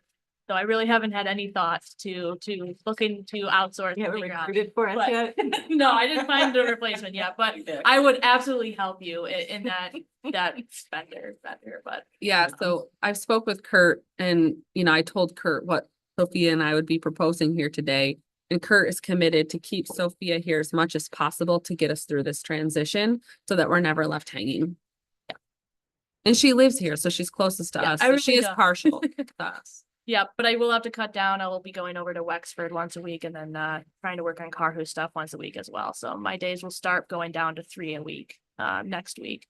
And then flexibility there, but we'll start there. Seems like a no-brainer that we need this person and we should do it. So Exactly. It's already factored in the budget. The general fund is presented to you as balanced with those numbers factored in there. But how much are we using from surplus to balance it? 0. I thought you said earlier, for this, for general. Okay. I'm in the general fund now. Yeah, right, okay. 911 is utilizing surplus to balance, correct? I think Corey just wanted to speak on behalf, because Corey and Michael and Rebecca have really been keyed in a lot with Carhu on a lot of the things that we're doing, because they kind of pseudo helped manage it beforehand when IT Right was in the picture and, they didn't have somebody on site. And so they've been really involved in all things IT. Yeah, I just wanted to kind of offer my support with it. My name was kind of brought up in the beginning when we were supporting Sophia and providing some of that knowledge in the background. So I didn't want it to appear like I'm sitting in the back because I don't agree, or I'm not saying something because I don't agree. I 150,000% support this. This is absolutely a need. And I will say right now, Sophia doesn't even know all the things that dispatch needs because we haven't told her. She has more tickets than she can handle. And she doesn't even know all the things we need because we're still handling some of those things internally. It's just taking us much longer than it should.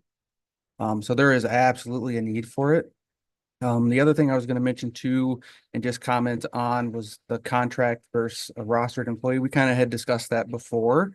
And I think it's a fair statement to make that we struggled in getting applicants under the contract position. People want those benefits. When Rhonda mentioned that we have good benefits in Benzie, yep, we do, and people want them. Yeah. So I think there's a potential to create that relationship to invest in somebody and offer that extending hand to them, that they'll return it and they'll start to gain more certifications, more knowledge, more expertise. Whereas if we go the contracted route, we just keep starting over. You know, when VC3 was kind of tailing off, we weren't getting a whole lot of support. We had to start over with Carhu. So if we do another contract, we're starting over again. We're just doing the same thing repeatedly. When we do that, that's my opinion. I definitely think we need a rostered person, and absolutely there'll be 40 hours a week for several years. And when we continue to start over too, we're never pulling those loads off their plate. Right. Corey wasn't hired to do IT. Rebecca wasn't hired to do IT. And so we're never getting those things pulled off their plates. And I'm very conscious of that. They shouldn't have to do these things for long periods of time. It's one thing to do a favor. It would be important to me if we go this route, that this person beyond what they do with the staff and, you know, being the help person, that kind of thing, that they map I think part of their employment should be creating documents of the different networks, that kind of thing. So we don't ever have to be, Yes. there's something to hand off to somebody. We would to have say, loved "Start that here." from Right. VC3. Right. Always train your replacement. And I think that's an important thing to bring up too, because that kind of leads into internal documentation. If we have an employee and we have our own systems and our own documentation, meaning we as the county owns that. It doesn't exit when there's a bad relationship with a previous vendor. Absolutely. I'm not suggesting that has happened. I'm just saying we own that now and we can maintain that. And it's Whereas in also the a past, we guarantee that in full-time employment, there's not a lull. You know, if there aren't help tickets to be doing, you can be working on making Policies and policies and making procedure the and- map yes. more detailed. Yeah. Yeah, of all those tickets that Sophia mentioned, that number she gave, that's not projects. Projects are different because projects are a bigger scope, such as this firewall replacement, our thing that we dealt with in April. That wasn't a support ticket. That was a project because it's a bigger scope. So there's definitely a need. I could talk about this until 4 PM if you would like. Nope. Okay. No, I You'll think be it's here by stuff. yourself. Well, no, we have. Rebecca's turn. Just one quick component to add to Corey as well. There, and no disrespect to Sophia, but Sophia doesn't work for us. So there are certain security things that we haven't released because she's a vendor and she'll walk away or they'll walk away. There are internal things that we're like, I will maintain this because I don't want a third party to be able to like access our doors or do these types of things for security levels. So if you have an employee, then you have control over the employee and what the employee can do, as opposed to having a contractor that I'm like, not gonna give outdoors status Great because point. they don't work Great for point. us. And they give their friends access, you know, who knows? It's not, I guess, not I don't think Sophia it's Sophia. personally, but it's just the fact that on paper, Yeah. you gave a third party vendor access to all your, you know, stuff. I just Uh-huh. can't do that. So. So Rebecca, you're anticipating some of my questions, but since you're up there, and you're retaining some of that activity, what would you do differently with your time that would either be allow us to reduce expenses or enhance revenues if you didn't have to pick up that piece of it? I'd probably spend more of your money on towers. No, I'm just kidding. Not my money. No, no, there's just these large projects that we all do to make a better, more efficient employee of Spending what money, are we mhm. doing? If I don't have to check my emails to reset passwords, that someone else is doing that. This one less email that I'm getting that I can focus on other, you know, things, and I don't have to stop and run to a department and fix their screens for them. Just because, you know, Sophia was busy today or whatever. It's, you know, Rebecca There's can this thing- focus on planning, you know, plan rewrites with the school, you know, what emergency Yeah. management does. Working with the schools, working with these other organizations. You know, we've already bolstered that in a lot of way with bringing school resource in, and she's tied onto that committee specifically. But there's more that could be done from emergency management and training yeah, features. beyond that the we could do. holdups of COVID, I still am playing catch up with some of the plans that were left for me. That were expired that I now have to get up to date. And these plans, if you've seen like the hazard mitigation plans and how many times I've been, that took me 3 years, and that's the normal scope of those things. And guess what? That plan is due to expire in 5 years and I have to do it again. So the first time I do it kind of slow, but now I'll be more efficient, but now I'll be like, but I still have townships that have not adopted that plan, and I'm like, how many emails do I have to send to your township to coddle them, to explain to them, those types of things. So I see myself being at more of your meetings, or, expanding myself out to the fact that I am your township's emergency manager as well as just an county employee. I represent all the bad things that should happen. I have to help them too, with I'm working on debris management plans. What happens when straight line winds? Just take out Lake Township and nobody else.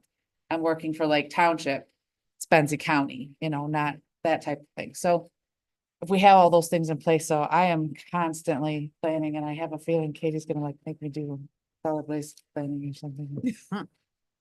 And based on my observations, when people have issues, I think there's probably 3 or 4 points of contact they have now.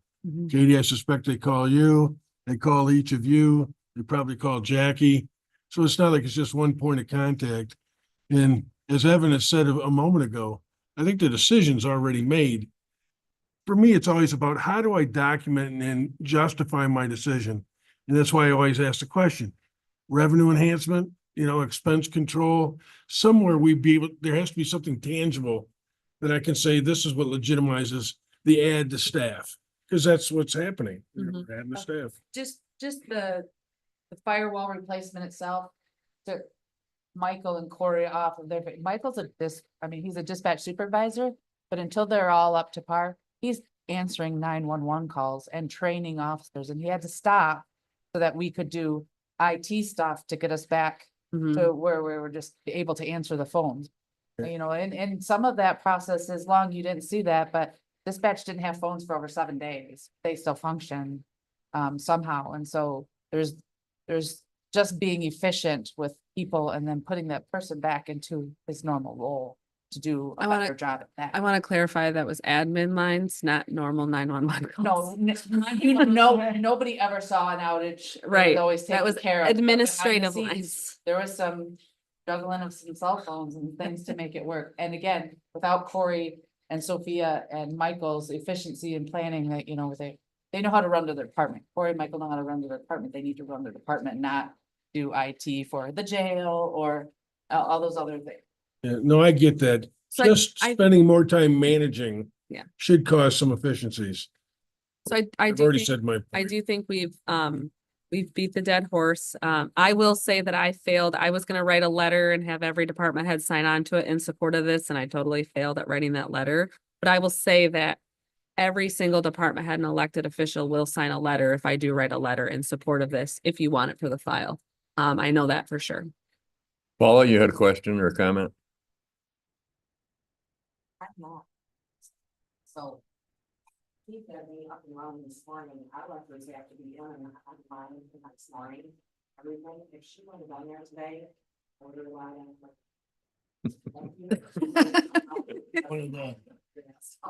So that's just something. Is there any other questions or justification that you would like regarding Give them the moon. give them the moon?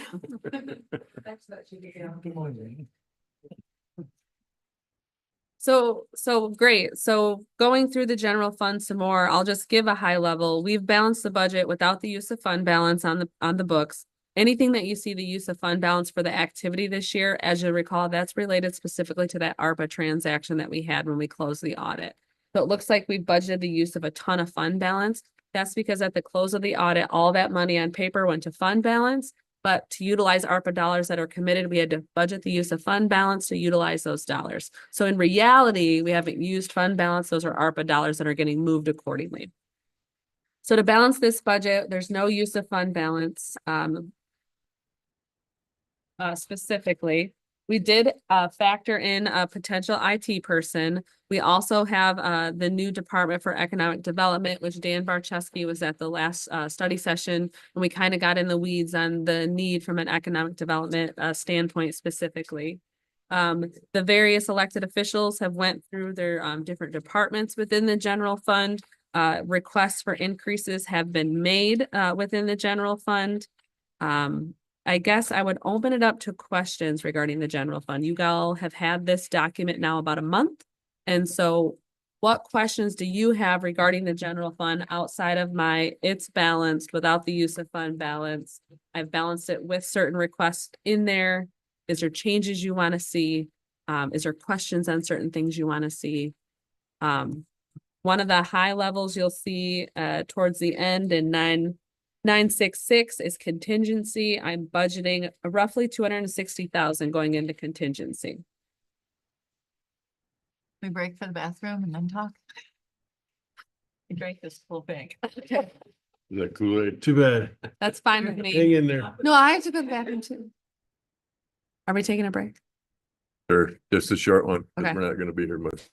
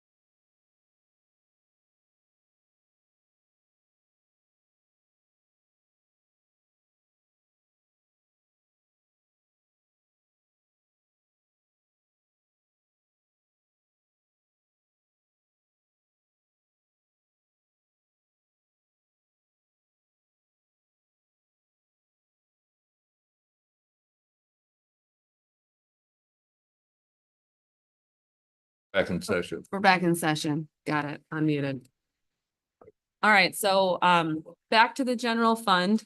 Thanks for that short break. So the only other thing I wanted to know, and I quickly thought about it when we were on that short break, is within the general fund, I also earmarked $100,000 for additional MERS contribution. That's something that's completely optional. And so if we choose not to contribute an additional $100,000 to MERS, that would also be stacked on top of that other contingency. Not there. So I had originally budgeted that because we hadn't received the actuarial yet. And so I was anticipating, you know, an increase essentially in what we have to pay MERS. And we've now received the actuarial and we've updated all the MERS numbers within the various different lines. And I didn't remove that 100,000 contingency because I wanted it there as a placeholder for conversation if the Board of Commissioners wanted to make an additional contribution or not. So the way the MERS is budgeted within the general fund and all funds is with the updated numbers that are provided in the actuarial as to how much we need to pay for the year. But then that $100,000 is set aside as a conversation piece, for lack of better words. Well, the sooner you can fund it, of course, the greater the growth in that given year you get. Correct. I don't know what the dollar amount is, but It's close to 900,000 we have to pay this year for our required minimum payments for and if you MERS. pay it up front versus systematically over the year, do you have any idea what that translates into? No, What are the magic words you have to say to have that money have impact instead of just going into the black abyss of MERS? yeah, so when you upload payments into the MERS portal, there's various check boxes and drop down windows. And you would select the appropriate check boxes and drop down windows as to where it's going in what division. Because we could also pay certain divisions as well. So if you look in your actuarial, which Tony will be at the August 13th meeting to go over your latest actuarial, you'll notice we have an array of divisions. And those divisions are funded at different levels. And then the percentage they give us is an average of it all. So there's also that various divisions you could pay within as well. So it's kind of there as a conversation piece. I can move it out of there and put it into normal contingency and not earmark. But it is there. If you decide to say, no, we're just going to pay the minimum payment to MERS, the contingency would increase over 300,000 that we're budgeting. We haven't paid we haven't paid additional payments this last fiscal year. We did the first 2 fiscal years I was here and we used marijuana money and some other funding for that is my understanding. Before that, we are down a percentage point again. It's really your discretion if you want to make additional payments or not. You know where I stand. Yes, you would like additional payments made to MERS, Yeah, because you consider it making like the minimum payment on a credit card. which is what we're doing. No. I don't see it that way. Yeah, go ahead. No, I'm sorry. Oh. I couldn't help but react. It's not like We making. had the minimum data payment. in front of us where you could see where we made additional payments. Yep. And I understand there's smoothing and a whole bunch of stuff that needs to go on, but. Yeah.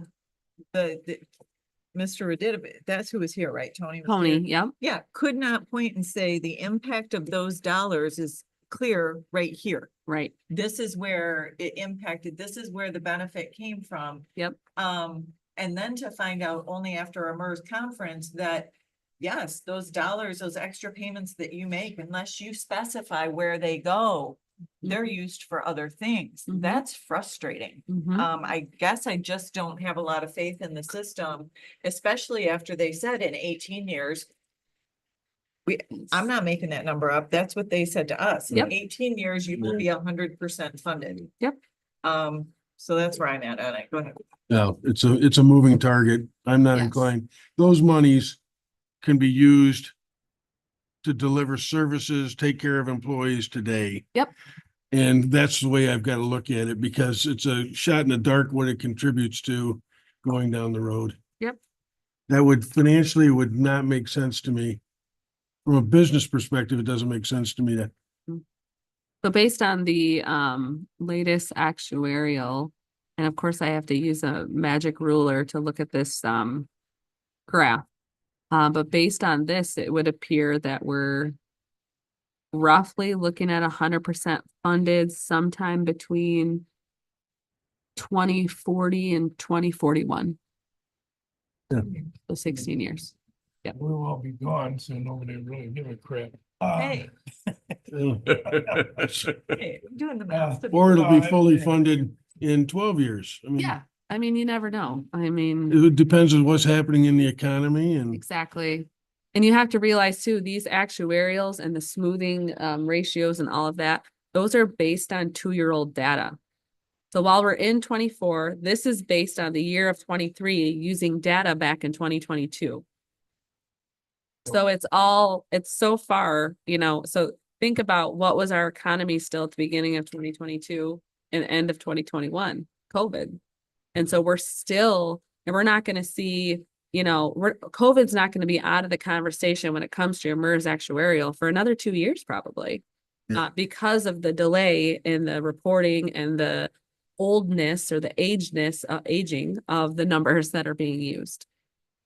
So if I understand you correctly, you want to upfront MERS for the entire year at the beginning of the year. Yeah, I think we're having 2 conversations here. So that is one idea and one conversation. The other one is this additional payment of $100,000. So with the 6 of you, am I hearing the additional 100,000 payment seems to be kind of off the table? I don't know if I'm it's off agreeing the with table. that. I would like to continue the conversation. I mean, I just Okay. don't think that's a Where you at, decision you Evan? can make. Yeah. I hate to say it in public, but I agree with Art and Oh my God. Rhonda.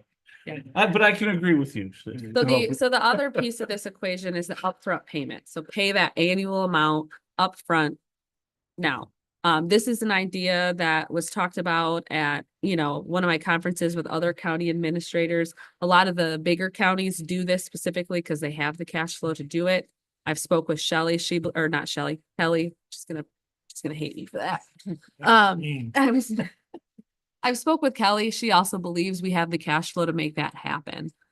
So, the benefits are there. You're investing a larger amount of money at the beginning of the year. So you have more months at that higher amount of money being invested. So your rate of return in theory would be more. Sounds like a So, smart move to me. If that's something the board wants to do, Kelly and I can put that together and figure that out. And then basically from the payroll perspective and the tracking throughout the year, with payroll, we would still post back to make it whole. So, because every payroll on the various check stubs, there's the percentages and such. So we would post it as payroll came about, but the cash would be gone. And then it would, throughout the year, we'd make ourselves whole again in the accounting. Does that make sense?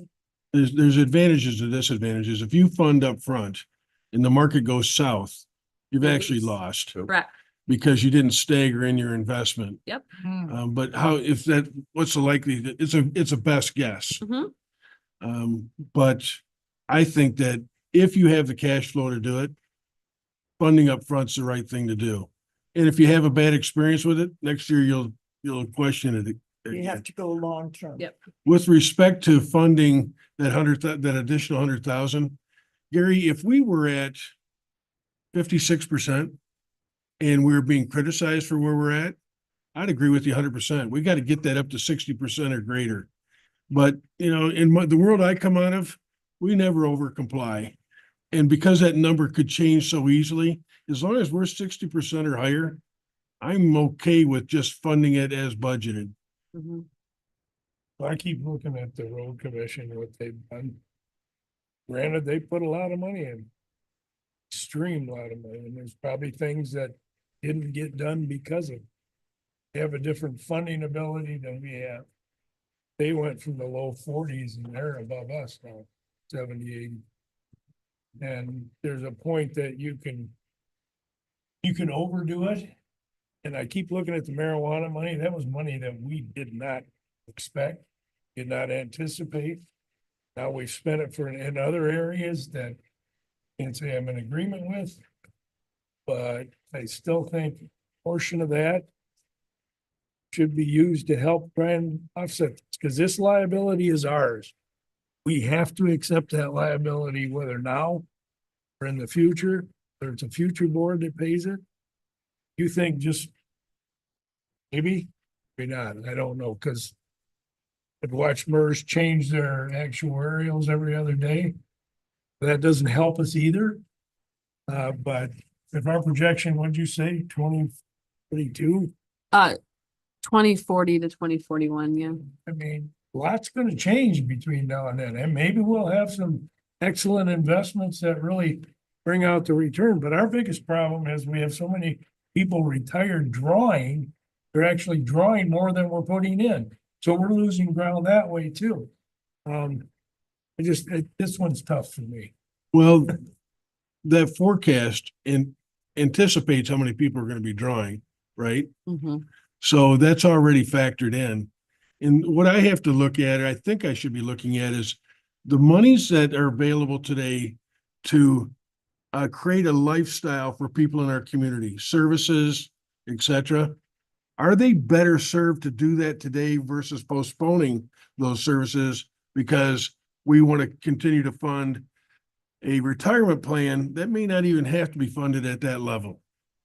If I'm paying in taxes, I want to get as much return to me today as I can in services. I don't like debt.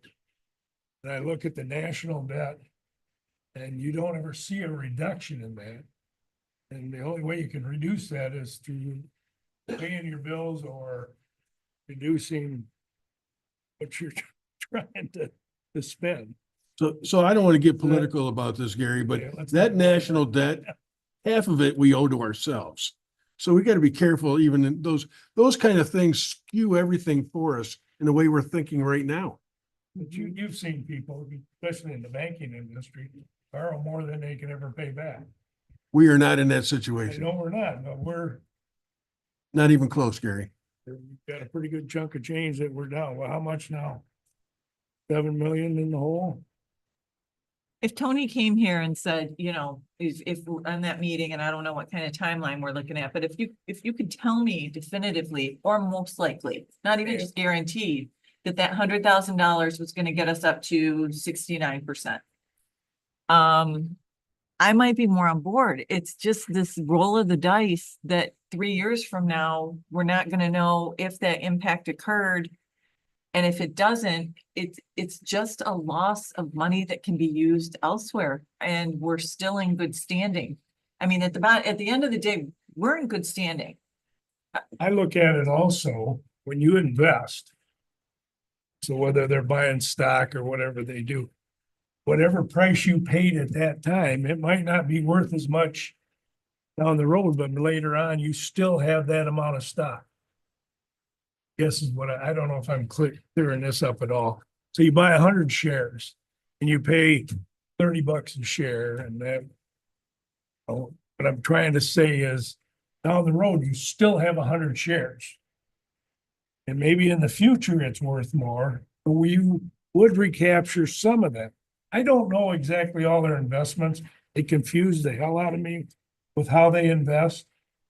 I can see both sides, honestly. I know. Honestly. What you're talking about is if you invested in equities, Right. and we're not.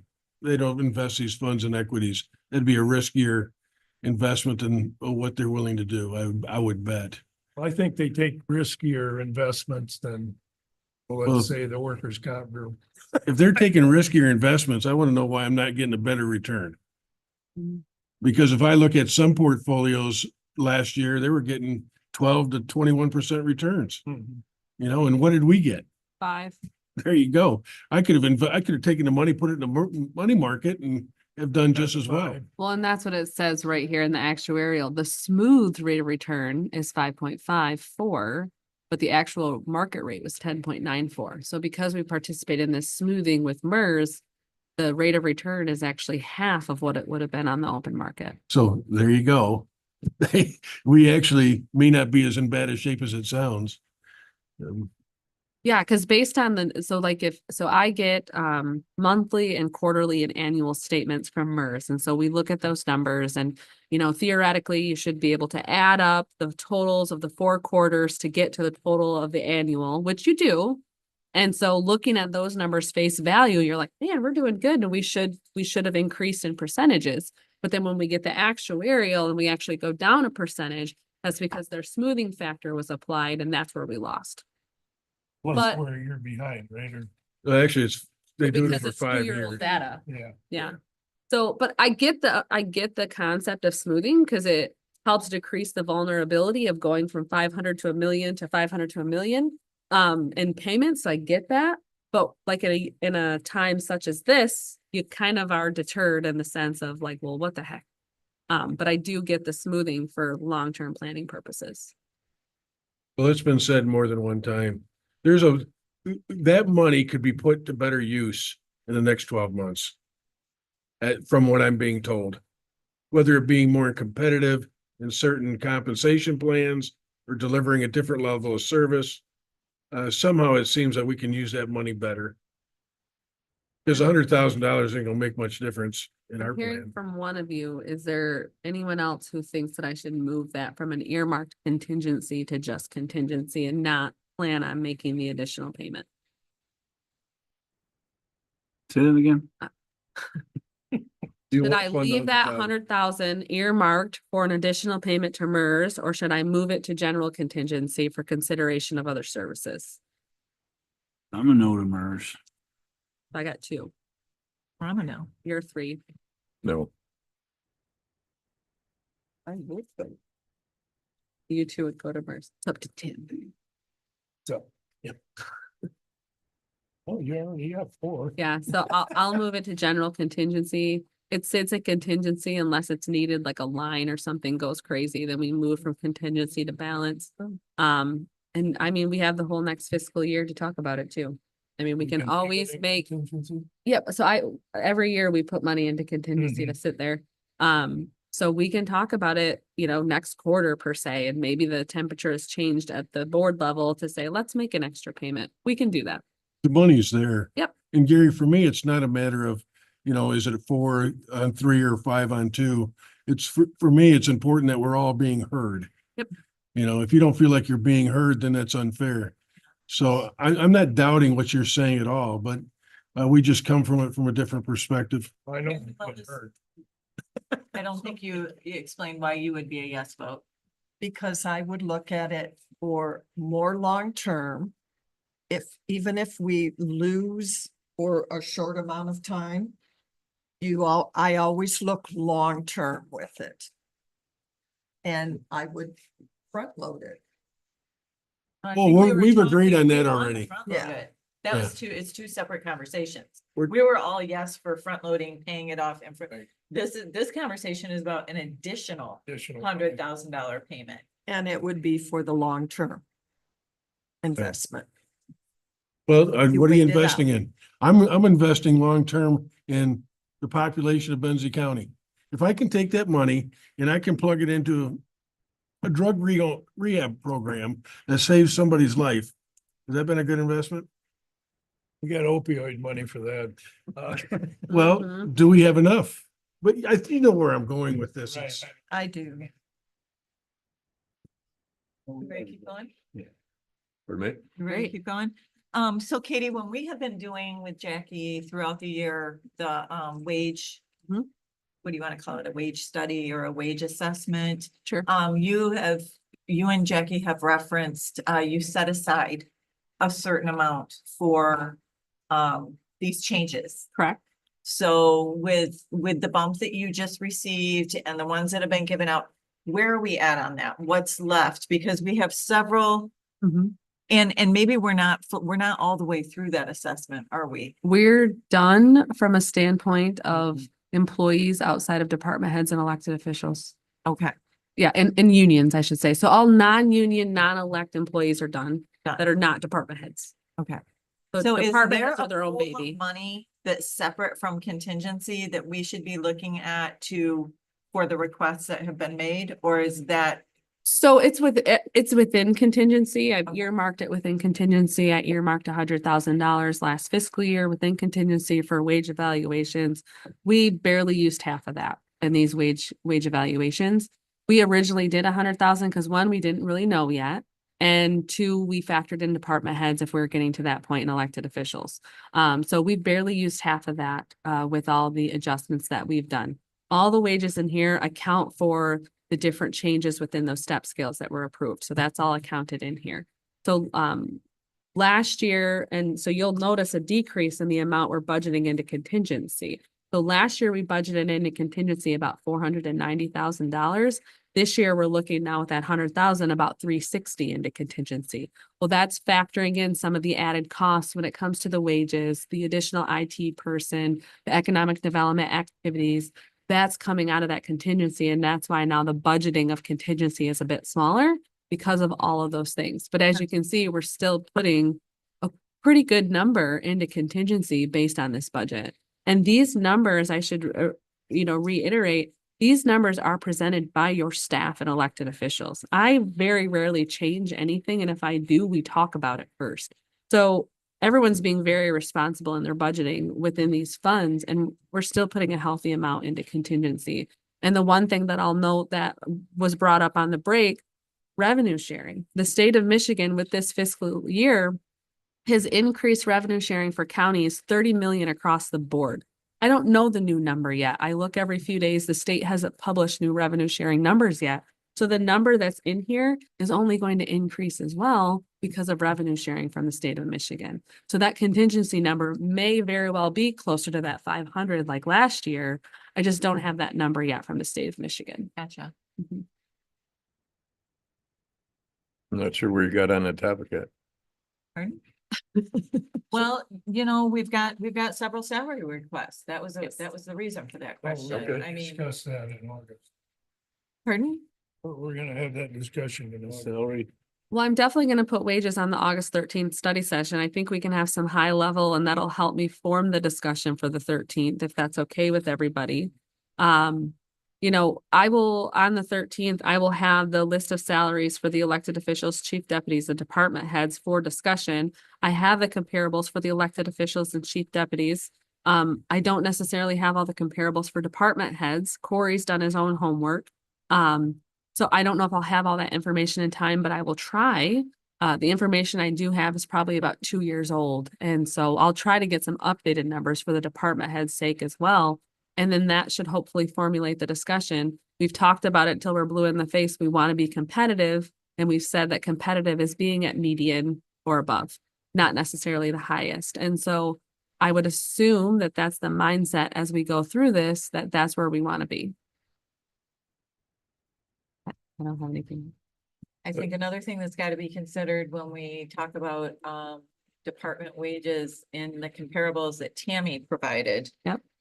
There were I several. provided those. Did to you provide those? Yeah. Okay, there were several counties where that didn't mirror Benzie County, where the clerk was at a different wage than the register of deeds and the treasurer, and there was a scaled model. So there were two different things going on and they were represented equally. So I think we need to talk about that if we want to stay in the same.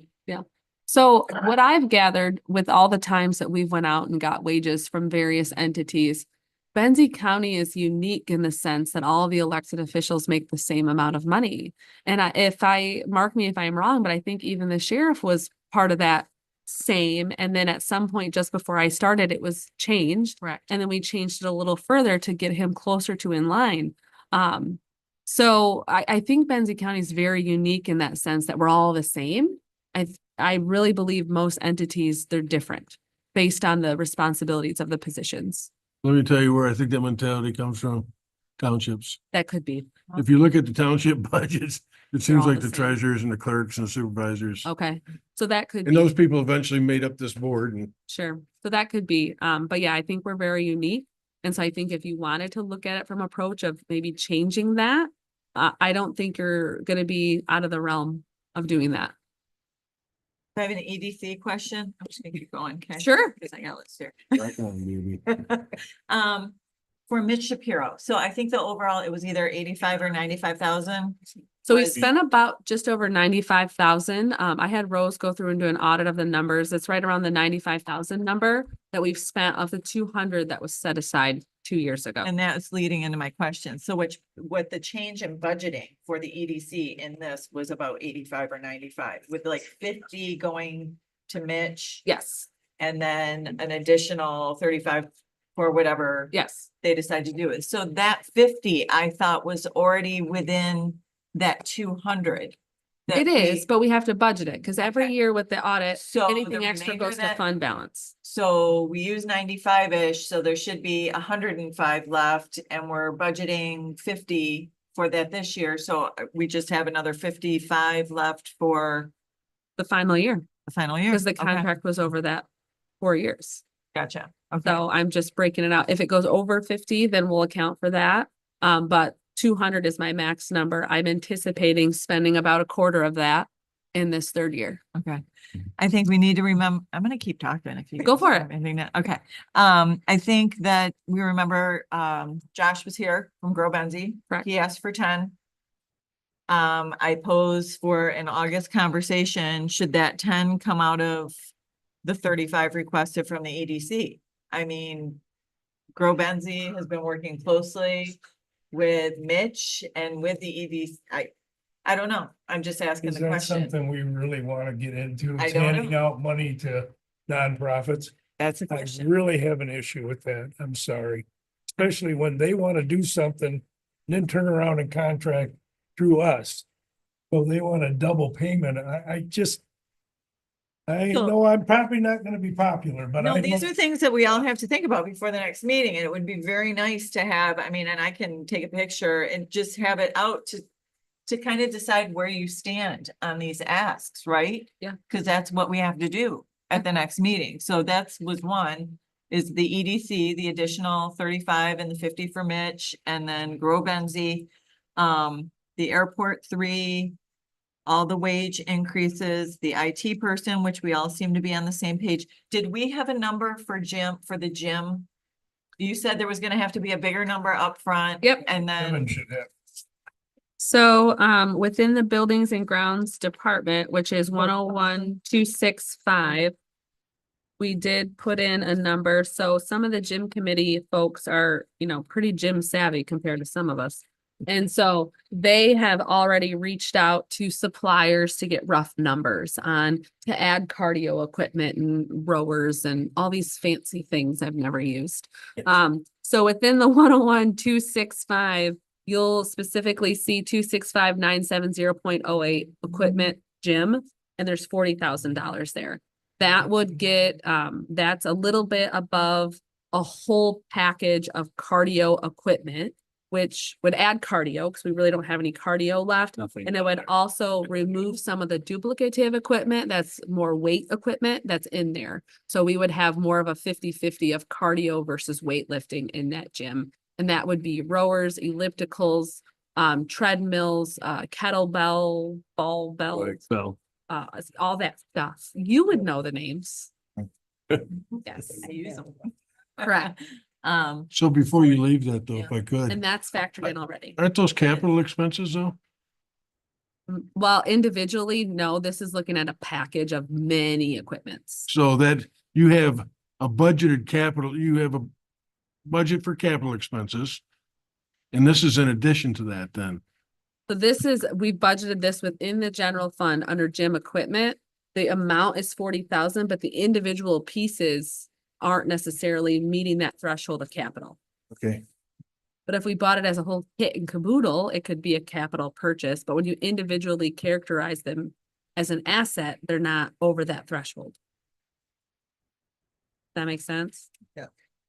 Yeah, it's scary. I can tell you, I agree with it, but it makes sense. Yeah. And this is to really, and like Evan said, this is to get the gym just off on a great first foot.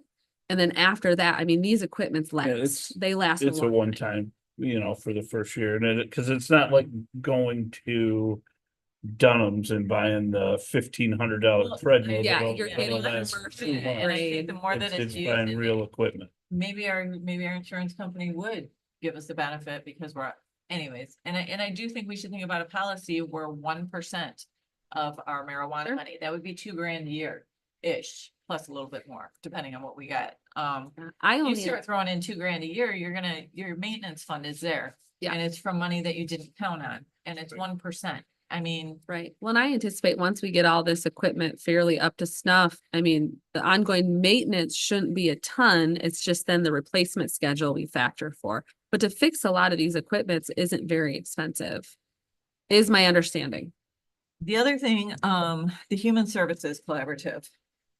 The $3,000 we allocated to them for their meetings, their one meeting a month.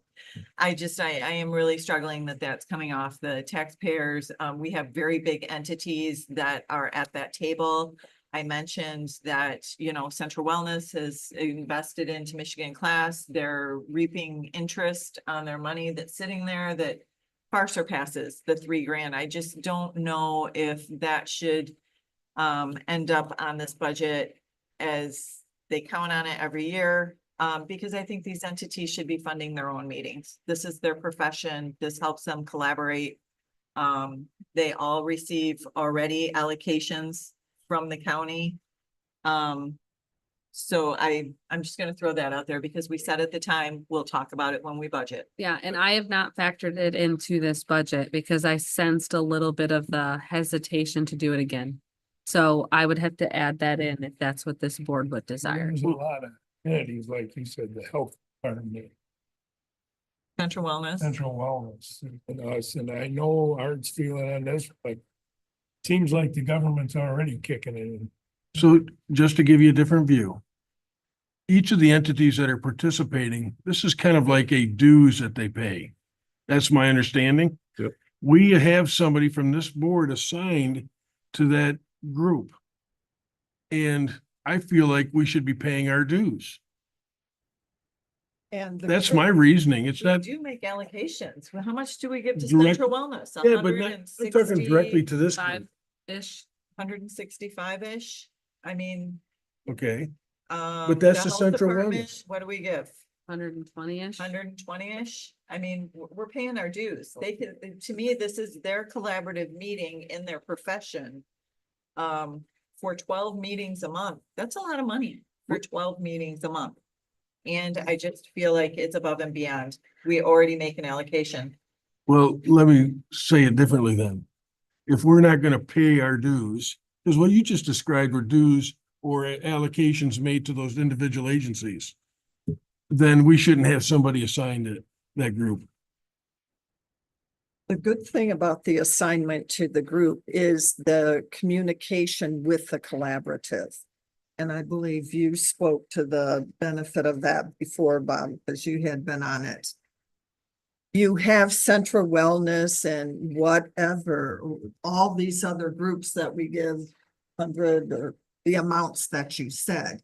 But at the collaborative, you actually have communication and so much information goes out to all of them. I don't necessarily hear from Central Wellness except in your report. Right. I don't go to those. But yeah, See what I mean? But- I do, but these two go to the health department. I go to Central Wellness, Or Tim goes to health. Central Wellness. I mean, we're all serving on boards that are involved in this and we do get information. But At those meetings. communication, the sharing of that communication and all of those groups in the same room.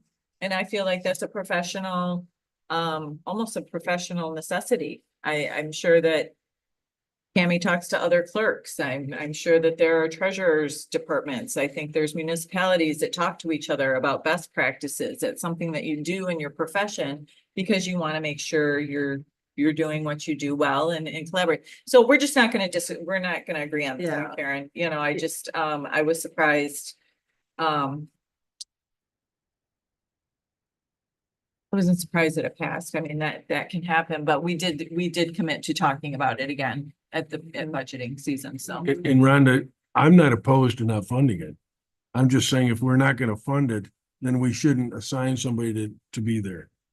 For one thing, you guys just all mentioned it yourselves. We each are assigned to all these different agencies, so we're already getting information from them anyway. We used to go to the chamber meetings. We didn't pay dues to the chamber. There was a time we did. We're not funding it though, right? It's not in here. Well, The for this past, we're $3,000, not. it's not factored in Right. now. Yeah. Oh, I think I'm done with my list. Are you sure? Katie, just one, what with this budget, what percentage of fund balance do we have? So, with the movement of the ARPA dollars out of the, fund balance, we're still right around that 25 to 27%. So we're meeting our policies or Absolutely, guidelines, yep. yeah. And you could argue that that's plenty healthy. I mean, it exceeds GASB recommendations. Right. They say 17% is high. So when we say 25, we're being conservative. But I don't think that's necessarily a bad thing. Comes an issue, we can always change the policy. You can, it's your board policy. It's not, some required thing. I'm not suggesting we do. I'm just making sure that we're delivering services Mhm. and we're not withholding services at the expense of an unknown.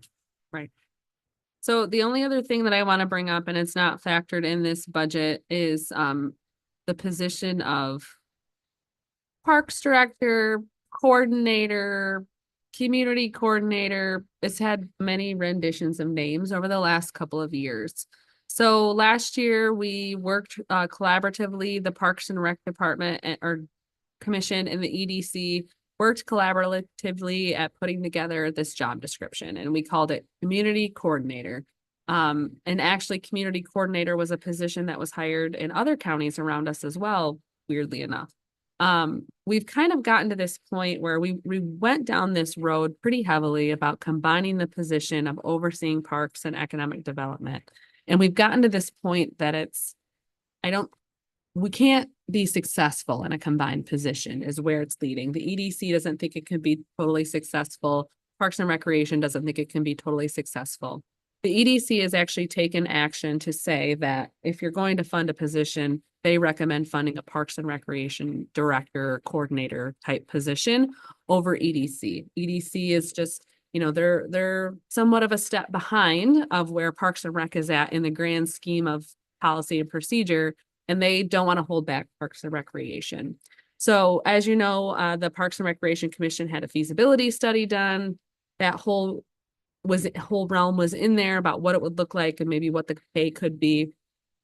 We have a draft job description that kind of combines the position, but we could easily change that if that's the direction we want to go. But obviously Parks and Recreation, that's one of their very much prized items. They want to move forward. EDC has taken action saying that they would support that sort of venture as well. I'm bringing that before you now. That would be the other position that's in the grand scheme of county government that I'm hearing as an additional position being requested for the county is some sort of Parks and Recreation position, whether it's coordinator, director, person. That person would report to administration like equalization and other department heads, and they would really oversee Parks and Recreation. That would be a line we'd have to make very secure. Just based on the conversation at Parks and Rec yesterday, they think they manage the parks person. And said no. They're a group of volunteers who would fall under that person. So that would be the other conversation to have as part of the general fund or to consider would be that additional position for Parks and Recreation, whatever it comes out to be. You serve on Parks and Rec. Yeah, thank you very much. The heck stuck. Rhonda. No, I had it last. My concerns with a Parks and Rec director, it generates no income. EDC possibilities might take a while, but there's an opportunity to generate income. Parks and Rec to me is a money pit. There's no way out of it. They're looking for a coordinator to coordinate all this stuff, and it's just gonna continue to expand. Yep. And I've seen it in other areas. It started, a gentleman that used to come to the 4-H things with me in Lansing. He worked for Parks and Rec in Lansing. They paid him his entire salary if he'd retired, so they could close parts of it down. So it's not a generating type thing, which to me, people think it's great, but I don't know if we're big enough. One thing. And I'm not sure, because they keep wanting to add more property. Mm-hmm. Road Commission wants to give up that piece of property over there and those kind of things. When I see this, that if it ever starts, it'll never stop. Start with a director, there'll be a staff, and there'll be people monitoring this stuff. Is that where? I don't know if the county, to be honest with you, if we were to do that, I'd like to see it go out for a millage request separate. Aren't most of these parks usually village or township owned? The county owns a great deal of We own a public lot of land. land though, county, but And it's technically public land. So that's the thing is, if you want this to be successful, yes, it's going to be a director and a secretary and those folks, if you want it to be successful. Benzie County has a great deal of public land. And if we don't continue down this path of really looking at this and the benefits and maybe the drawbacks of it, I would hope that you would start saying no to more land being given to us because we have way too much land to be managed by a bunch of volunteers. Bless our volunteers. They do a wonderful job, but we can't keep accepting public land and expect it to be managed well by volunteers and the Conservancy, who also helps manage some of the properties. But they're also pushing back and saying, no more, it's up to you, the county. And then we get into these issues of liability and are we indemnified? Because if we're notified of an issue on a public land and we don't remediate it within 10 days, we've now waived our indemnity of that and now we're liable for those issues at those public lands. So yes, it's a money pit, but why do people come to Benzie County? A lot of it's our public land and our park. So we have to figure out, and you as the board need to figure out that balance of, we understand they're important, but it's a lot of money to invest in. What's the balance of investment into Parks and Rec, but then still support a big chunk of our economy, which is tourism, which is drawn by our parks? maybe there's a way to generate income from these. I don't know. Potentially. But enough to support it?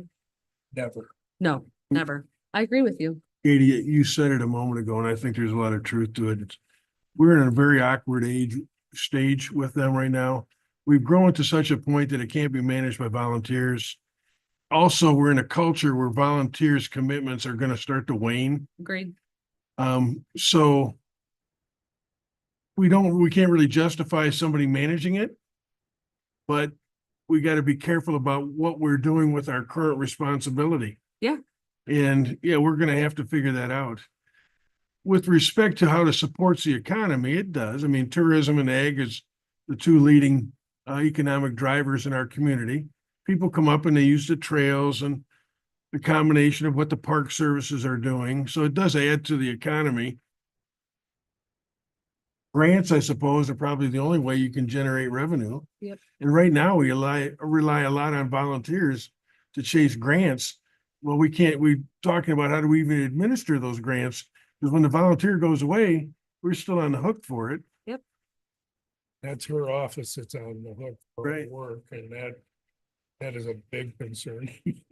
So, I mean, we still struggle with the general operating millage and this possible reset in the future.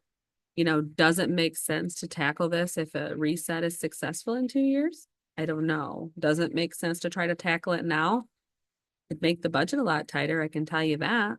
But then there's also these other elements that are being, pressure onto you as the county of planning and zoning and, fixing soil erosion is a huge topic. And do you bring building department back inside? Do you hire Parks and Recreation? It's all a balancing act. And it's all, what do you as the board feel that your constituents want for us going forward? We've touted about, if we could reset a general operating, that there's this potential of added services to the community. What are those services? Is it Parks and Recreation Management? Is it planning? Is it zoning? Is it building department and soil erosion? What is it? And so I guess I would leave you as the board to think about that and to speak with your groups of what do they see as that need? Is it Parks and Rec? Because if it's Parks and Rec, then I think we should start having some of those tough conversations about how to make it work. If that's what the community is saying we need. Shifting gears just a little bit on the EDC side. From my viewpoint, my point of view is I don't think that the county is gonna be involved in economic development in the long run. They may be a partner in some way, but the need for us to have an EDC right now is waning. Mhm. I mean, the only oversight we have is with broadband and that's kind of on, autopilot. It's happening through the administrator's office and through private contractors. Right, but that's the alternative, right, is to contract those tasks out. Is that the competing model to entities having their EDC? own EDC is to contract out your, Yeah, a lot of entities are working with specific groups, nonprofit type groups. I think they're nonprofits to manage EDC operations for the counties because there's still an element of county involvement because of the law. The law says you have to have certain representation on those boards. You have to make the appointments to those boards and so forth. But you see a lot of local governments contracting out with entities who really specialize in EDC. Because at the end of the day, a lot of businesses don't want to work with the government on their private business. And so to be successful, you do have to kind of remove some of that government element so that those conversations are more free. Yeah, let me be more direct. The county will be a partner, but it'll be through a non-for-profit. Yeah. That's set up through the private sector. Yes. So it wouldn't even be the contracting from the county. You'd have this entity out there that one of the members of the entity is the county. Because gotcha, yeah. yeah, really, I think that's the way it's going. That's where the most successful EDCs are. And the only reason why I put that out there today is I wouldn't worry about hiring somebody to run the EDC because I think it's gonna be a non-issue. Yeah, I Focus think, on Parks and Rec. yeah, I think you're gonna see an agency who's our partner for the realm. Say that again? I think for EDC, we're just simply gonna see that agency relationship as our partner to move EDC forward. Right, and they're really gonna be the lead partner. That's correct. We're gonna be that background piece of it. Could you resend the Parks and Rec person job description that was developed? There was one that wasn't there a draft one that was? So I did the community coordinator position, which coupled in Parks and Rec and EDC elements. If there was a draft job description, it was one Networks Northwest put together as part of the feasibility study, but I saw a lot of flaws with that. Okay. It wasn't very Benzie specific. It was very high level Parks and Rec. And I think whatever job description we consider and maybe share publicly should be more Benzie specific. Gotcha. Mhm. Okay. And I do think there's opportunity to have a revenue source from, I mean, Railroad Point is a gem. I mean, if you put a barcode there, just like at the dog parks, people, Benzonia Township has a can out there and it's full of money. I mean, people want the services to be there. And if they throw a 20 in there and it's still there to bring their pet, I think if you had a barcode where people could say, I want to QR county, a what? A QR code, yeah. A QR barcode, same thing, in my mind. So I do think tourists, people visiting, people who value that property would Absolutely. contribute, would use it, and it gives them a way to do that, Mhm. an avenue to do that doesn't exist right now. Mhm. I mean, I'm trying to think of the other, I mean, Railroad Point's the biggest one. There's the park over by the marina. I mean, the specific county-owned lands. But my understanding is this Parks and Rec person would be a coordinator who tied together the public lands offered at the township and village level too. That's how the conversation has always been, in my understanding with Ed Hookterp and his group, Right. is this coordinator really oversees the public lands within the county, not just county property. So there's, the mapping with all public lands and, so it's supporting the townships as well. No, And and I see a villages benefit to and- that, but I share the So concerns I that see. Gary has. I share your concern Right. about where does it go? to be Exactly. efficient, To, I can see a public coordinator trying to do Lake Township's boat launch on the Platte. I can see that coming, flash. That's a money revenue for you. They're Yeah. not giving that up. And I'm just saying that, they also at the last meeting did a interactive map to try and show where everything is. They went all the way down to road ends and everything else, which are public access points. Mhm. But they're more township access. So, I mean, it's kind of nice to know where this stuff is.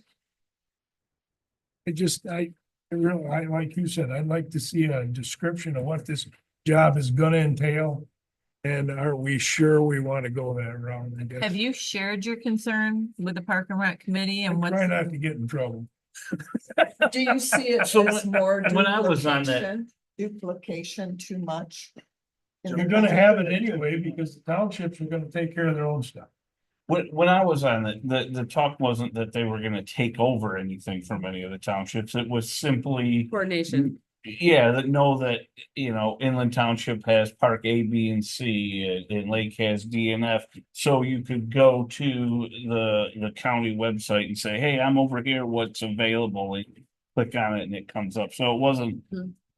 when they were discussing it when I was on it, it wasn't take over these things and No, take I'm not over saying for they're the, taking take, over, but to say this is what's available when you're in our county. Yeah, You it's don't- coordination of the amenities, it's overseeing the Parks and Rec plan, overseeing the Parks and Rec Commission, overseeing maintenance, addressing maintenance needs, planning for, you know, the future of the parks, visioning, you know, those, that's really what this person I think is doing. Organization too of like, baseball leagues and softball leagues in the summertime and coordinating the different to bring that kind You- of recreation back. I That's heard some of exactly- those I conversations. think I've to heard those expand. conversations, but I think that's a phase two Oh, gotcha. down the road in my, you know, because that to me is extra above and beyond type things, and that can blow up.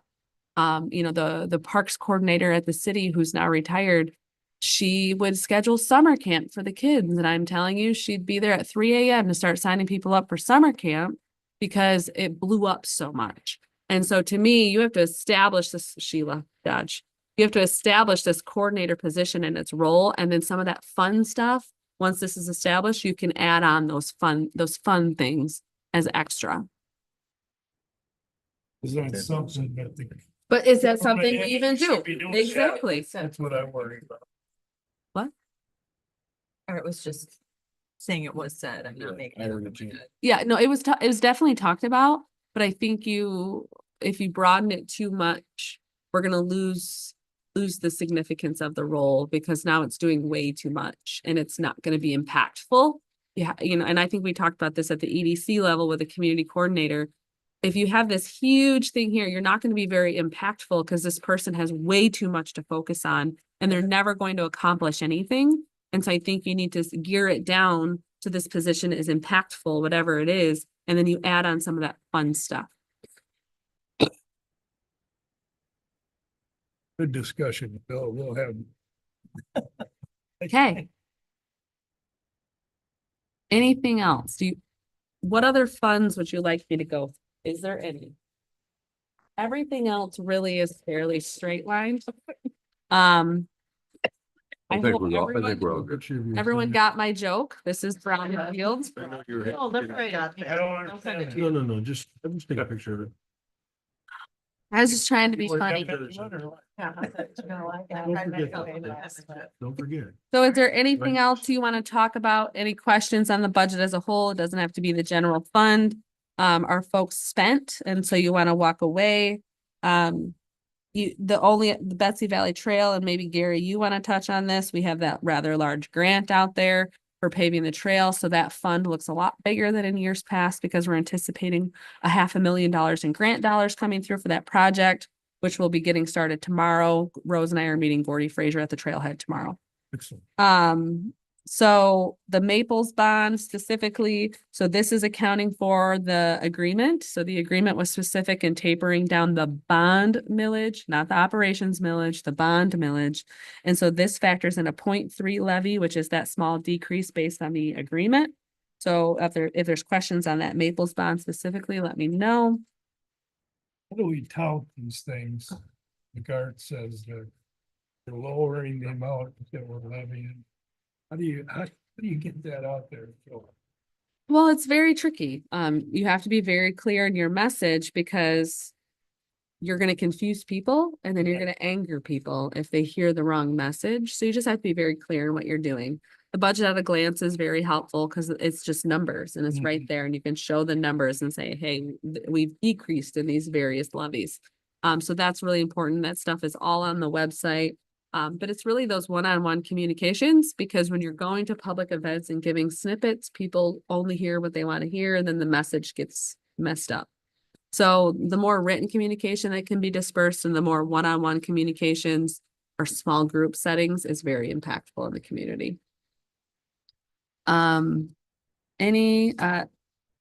Anything else? Any other fund you want to look at?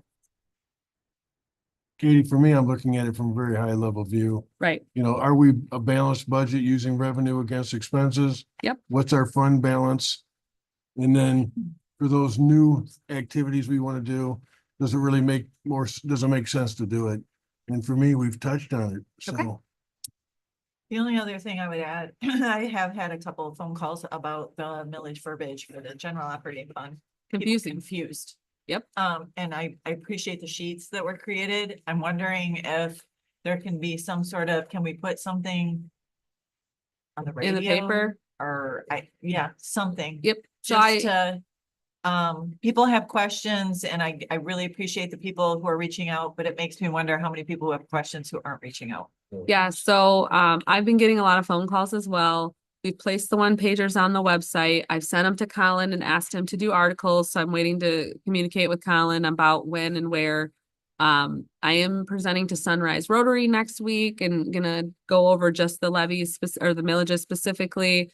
So that will help. I was on a call yesterday with the chamber, the advocacy group, and we talked about things there.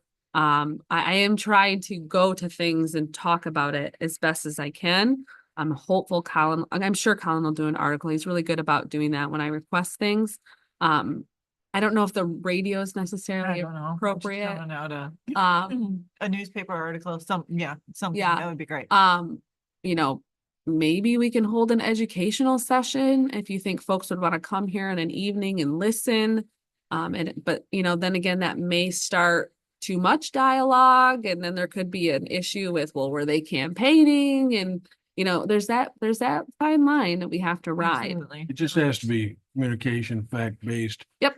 Gary and I are attending a meeting Thursday on a group that's asked us to come in. Yep. I've got 2 other meetings set up from that. Yeah, Those pamphlets you gave us, by the way, that's barely enough for one of my townships. So, we have more. yeah, I know, but anyway, just like you, I'm doing a radio interview this afternoon. Yep.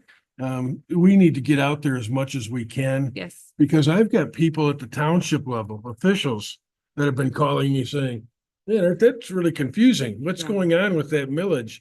Yeah. And if I've got them, and I've been talking to them for years about it, Yeah. if they're confused, I can't imagine what everybody else is. Yep. And I was talking to someone at another county the other day, and they went through, they were one of the 11 that were at the indefinite at one time. Mhm. They had to do it like 4 times Yeah. So- before they finally got it passed. Yep, I spoke with Interlochen Public Radio. I did a interview with them all about the Headley, reset and, and the one pager is very clear. There's no change in levy. It's just the Right. timing. So anything that you guys can do in your areas, if there's events you want me to go to, other information you want me to share, just let me know. I've plugged it where I can. Like I said, I'm waiting on Colin for the Record Patriot. If there's anything else, just let me know, but I am trying to spread the word as well. That interview you did yesterday or the day before, Yeah. that'll probably end up in the Record Eagle too. The Interlochen Public Radio one. Yeah, because he's also a writer for Okay. Record Eagle. Yeah, I did that last week with him. Okay. Said he does that to make him look. So Well, we'll see how this works. out. It Have you should talked be- to him too? it should be accurate. I had him record our conversation so that he Right. could, note back to it. So that it's Doing the same accurate. thing. The other thing I just want to mention before we go is, you had mentioned the county zoning thing, should that come back? I have been hearing people talking about it. I had a conversation with my township yesterday. And I said, and that was the sentiment that was expressed, and I said, well, are you willing to back that up with funding? Yeah, And the answer I got was absolutely. perfect. We would give everything that we put towards zoning. Yeah. Give it to the county to take that over again. So I don't know if that's a conversation that you might want to have with your own entities to find out if that sentiment is there and this Mm. conversation should restart. I don't know, but Yeah. that's my 2 cents from where I represent. I've got, Zoning and planning, Yeah, planning and zoning is definitely something that I hear about a me lot. too. I've got two townships that would tell you no. Sure, Well, that's because they've been doing it for 25 years. sure. They were doing it well before 2010. But maybe it's a situation where the county manages it for so many townships, but then some townships manage it on their own, but there's still this clear partnership of the expectations so that the communication is there. I think that's how they do it in other counties. Well, we Yeah. talked, Interesting to give our entities the option. I feel like that's how it's done in other counties, because I'm trying to recall when I lived in Long Lake Township. It seemed like there was something to do, like some townships handled it, but then the county oversaw certain things, like there was this whole. There was a hybrid, I feel like in Grand Traverse County when I lived in that county, it seems like. well, before 2010, when the county was doing it, Elmira Township and Lake Township were on their own at that point. Okay, So, and that was just two. yeah, There may have been others. so maybe there's that opportunity. But it goes back to something we said a number of years ago in planning. We use the expression being conveners. Yep. So you could play a dual role in that. Yeah. Because what we don't do well right now is bringing these entities together to have conversations about what are you doing? Right, I think we've got a couple of joint planning commissions in the county, but not many. yeah, I struggle with townships even responding to email to try to get township supervisors together, so. A lot of that has to do is how it got dumped on the townships and timing. How they had a very short time period to get involved to have anything. But how many years ago was that? 2010. A And they- long time, they so were that's a doing like- long People time. Oh, boy, don't people forget have long things like memories. this. So the other. This is where I get So frustrated. the other but- thing on the agenda is review of the trial balance. Do you guys just want to skip over that or do you want to go over the trial balance? There's really not a lot to note. We're into the last quarter of the fiscal year. Things from a bottom line perspective look good. Kelly and I have went through the budget a few times at various instances to, clean up process and procedure, clean up cash movement to ensure that the cash is all in the black. Things from a standpoint of Kelly and I, we think look pretty good from a bottom line standpoint. I So, think you just went over it for us. okay. So There wasn't really anything to call out specifically. not that I need to be the authority on it, but I read that a month or so ago when we got it. There was very few questions Yeah. and, we're in the home stretch now. Yep, final quarter. We wouldn't even have time to make an adjustment. No. You get August, September. Yeah, so at the next board meeting, I will ask for the standard annual approval to balance the budget. So our office will go through and balance every line in preparation for the auditors coming in October. So that'll be on your next agenda and we do that every year, so. But that's all I have unless there's other questions. Okay, anybody else? Brings us to our last public input. Just here to listen, not talk. Oh, really tired. Wow. None of them fell asleep either. I think he's moving towards the door and Motion to adjourn. Coming up. I have a motion to adjourn as a support. Gary, all in favor, say aye.